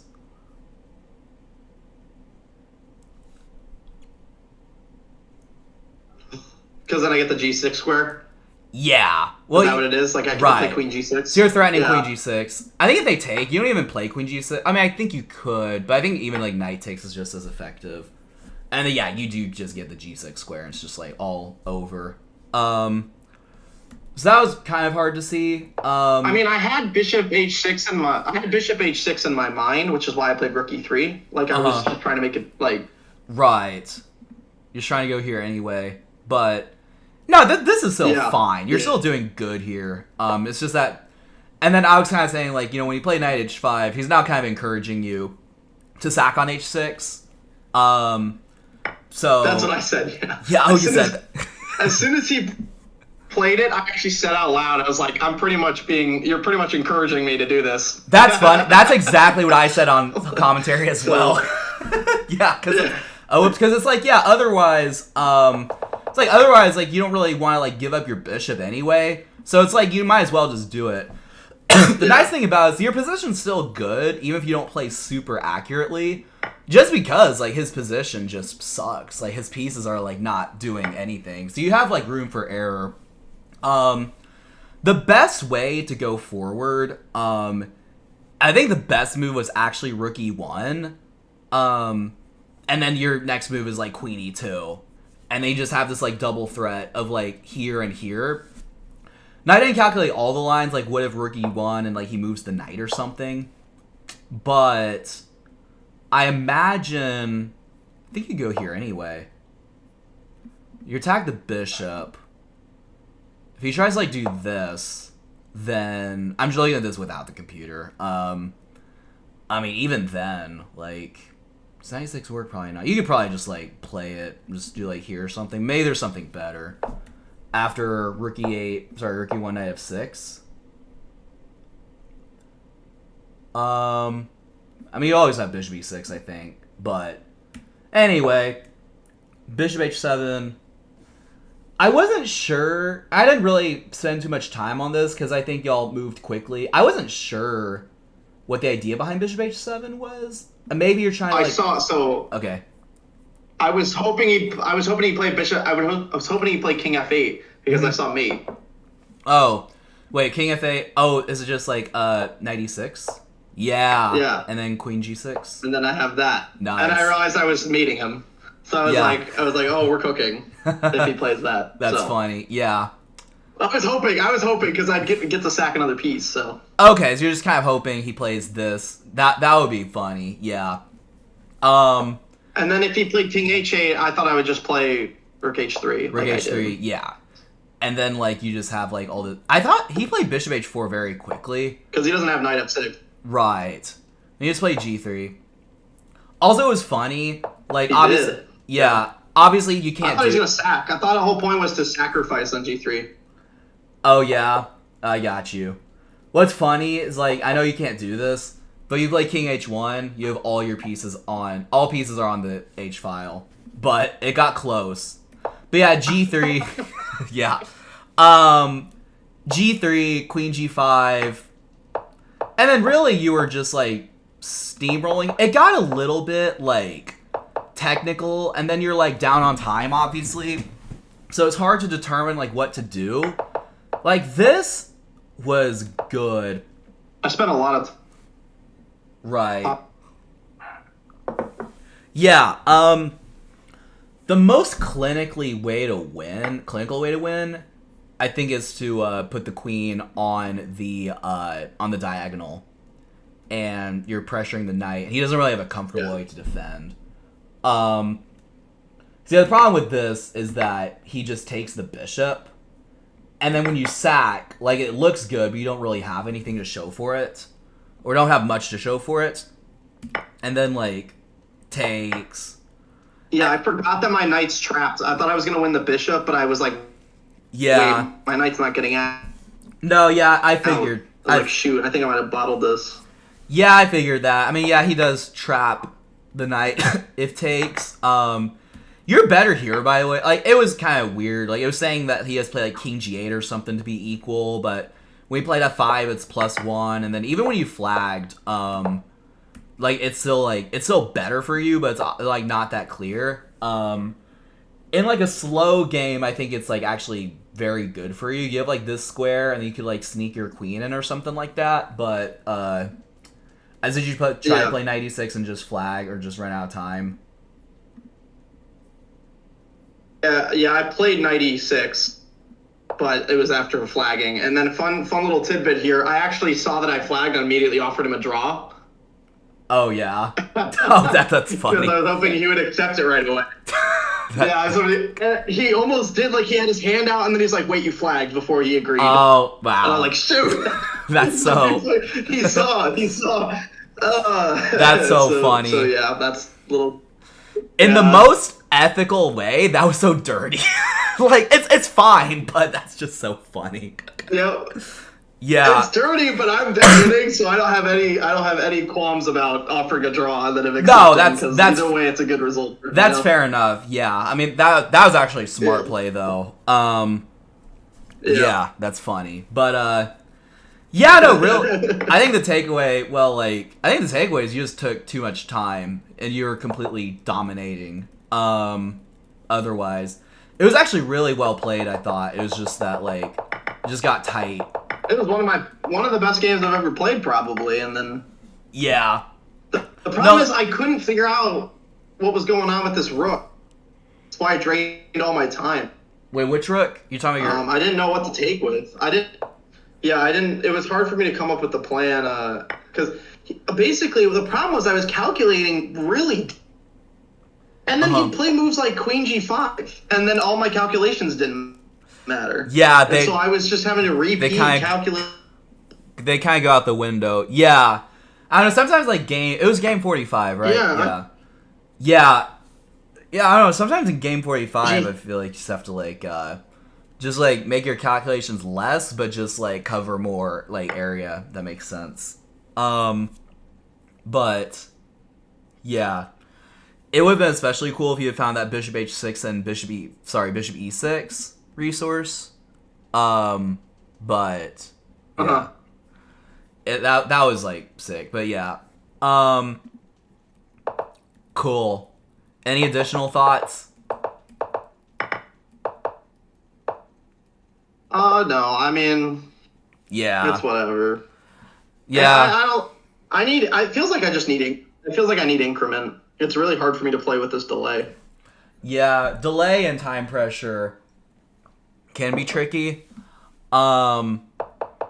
This game, I mean, it was okay out of the opening. I think you're actually doing really good in this opening because, you're trying to get his bishop. You just have this whole queenside expansion.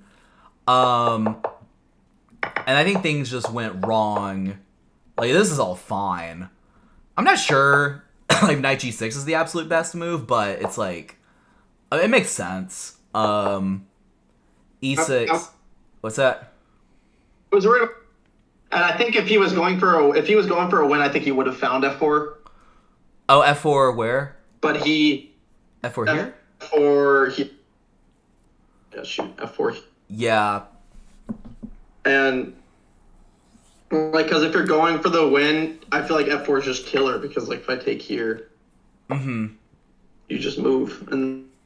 Interesting. Yeah. That makes sense. So I was actually really nervous when you play F4. I got you. I wonder if after F4, I didn't plug this in the engine. I wonder if like you could like take first, and then knight takes, and then take. Maybe there's like this and this or something like that. Oh yeah, it's like you just go here and then you kill me. Like, Yeah, or even rook left, right? Like this is just not pleasant. No, it's not. Oh, this is pinned. This is pinned, Daniel. Oh. Oops. I was trying to capture the knight. Yeah, I was trying, Oops. Yeah, trying to capture that the wouldn't knight. go well. I was like, wait a second. See, I was trying to like figure out taking twice, but like I think this just hangs. Like I don't know. This just seems like pretty like this does not seem good. So yeah, it's probably Well, now that I know this is pinned as well. yeah. Yeah, rook b1. But I think things just went wrong when you took. And he's just like winning after knight takes. There's even b takes c5 and as well. I had to drain a ton of time here to find queen a7. Yeah. The problem was, I thought after knight takes, I have this idea. Uh-huh. I thought I had this idea with ideas at f4, because this is pinned, and then I would trap the bishop. Yeah, he just takes, right? And then, like, he could, like, take d6. But well, it's less about that. It's also knight a5. There's that, too, yeah. Yeah, knight a5 probably is even better, right? Yeah, because at the end of the variation, you can take So- with the queens there. Yeah. Exactly. Yeah, knight a5 Exactly, here, yeah. takes, I did completely takes. with that. You get, like, this. Yeah. Oh, yeah, this is just, like, not... Yeah. That makes sense. Knight a5. That's why queen a7, I only lose one pawn. That's why I had to play it. Right.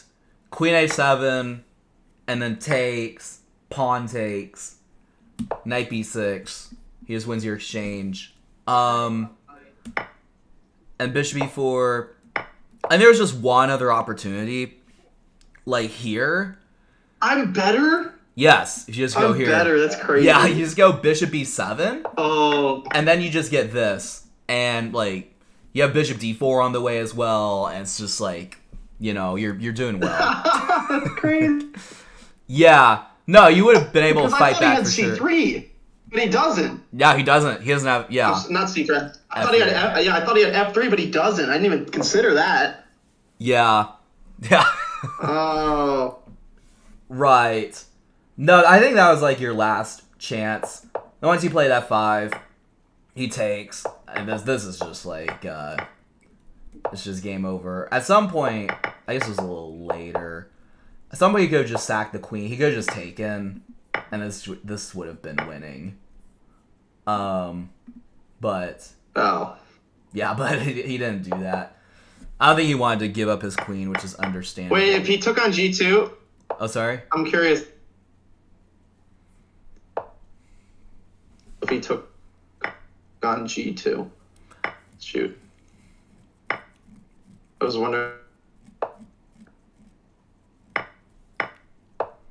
Because of takes, and here. Yeah. I suppose there's like this, and then there's like a rook b6. Nah, that's just not. Yeah. I don't think you've made up enough ground, unfortunately. Yeah. Yeah. Really just unfortunate series of games. Yeah, and I did see. Actually, I saw the queen sack. But I wanted to make him find it. Yeah, no, for sure. Because like, And if by he doing doesn't, this, he basically has to find it, right? Yeah, it's literally like either mate or mate. Yeah. But Yeah. Mark Vocal, you have any thoughts or questions?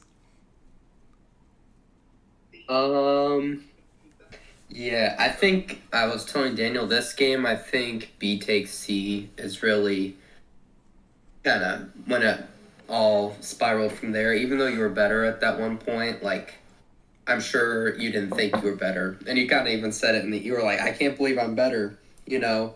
So you can't really blame you for not finding like Bishop B7 or something. But I think B takes C this game. And I guess the other thing, obviously, the time management, but I think you already know that, you know? Yep. Yeah. But I mean, the truth is, I had to use the time to get to the position I'm in. So that's why it was like tough for me, especially in the fourth game. It doesn't really matter; it was a throwaway. But like it took me time to come up with this stuff in between Right. here, especially when every single move he played something I didn't even calculate.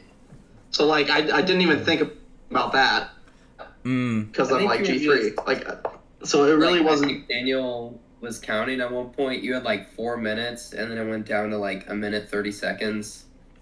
You know, I think Yeah. it was like I think four That was nights. probably that was here, right? I think it was yeah, I think it was this, like it was this position. position. Yes. I think you went from like 4 Yeah. minutes to 1 minute here.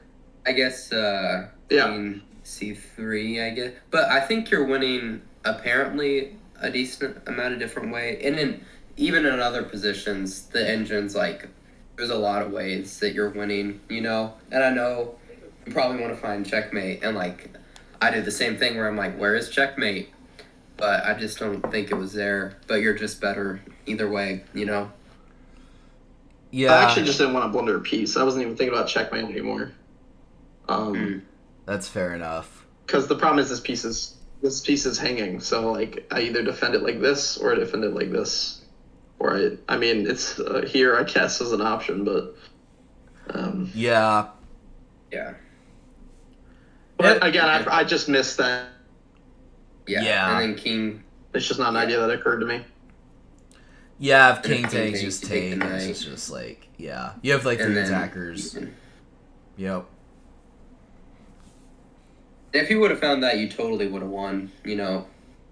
Yeah, I mean this is easy. If I had even looked at this, it would have been played immediately because I mean it solved all my issues at once.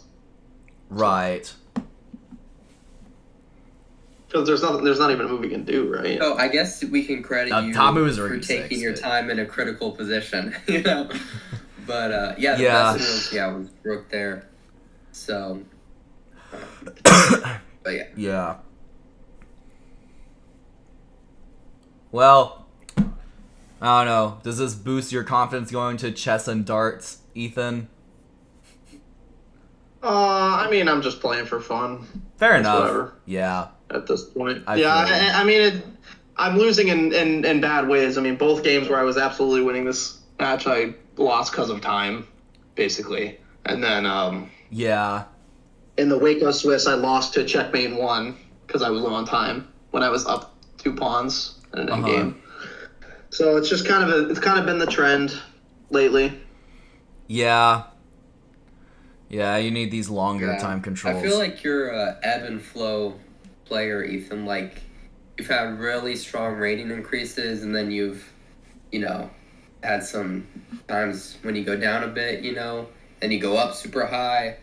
So you're a rise and fall, you know? But lately, you've been on a rise for a decent amount of time, you know? Yeah. Getting I mean, and then tying with Daniel in the match, you know? Then maybe after Yep. that, went down a little bit.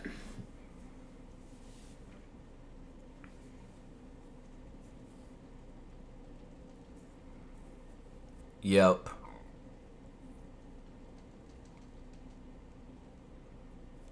Oh well. yeah. All right. Well, I'm gonna probably get off. I got some homework to do. So it was fun talking with y'all. Hope the Yeah. stream went well. No, same here. Yeah, no, it went decently well. Not bad. But Yeah, I appreciate you hopping on, and appreciate you coming on, Yeah. Mark, as well. Yeah.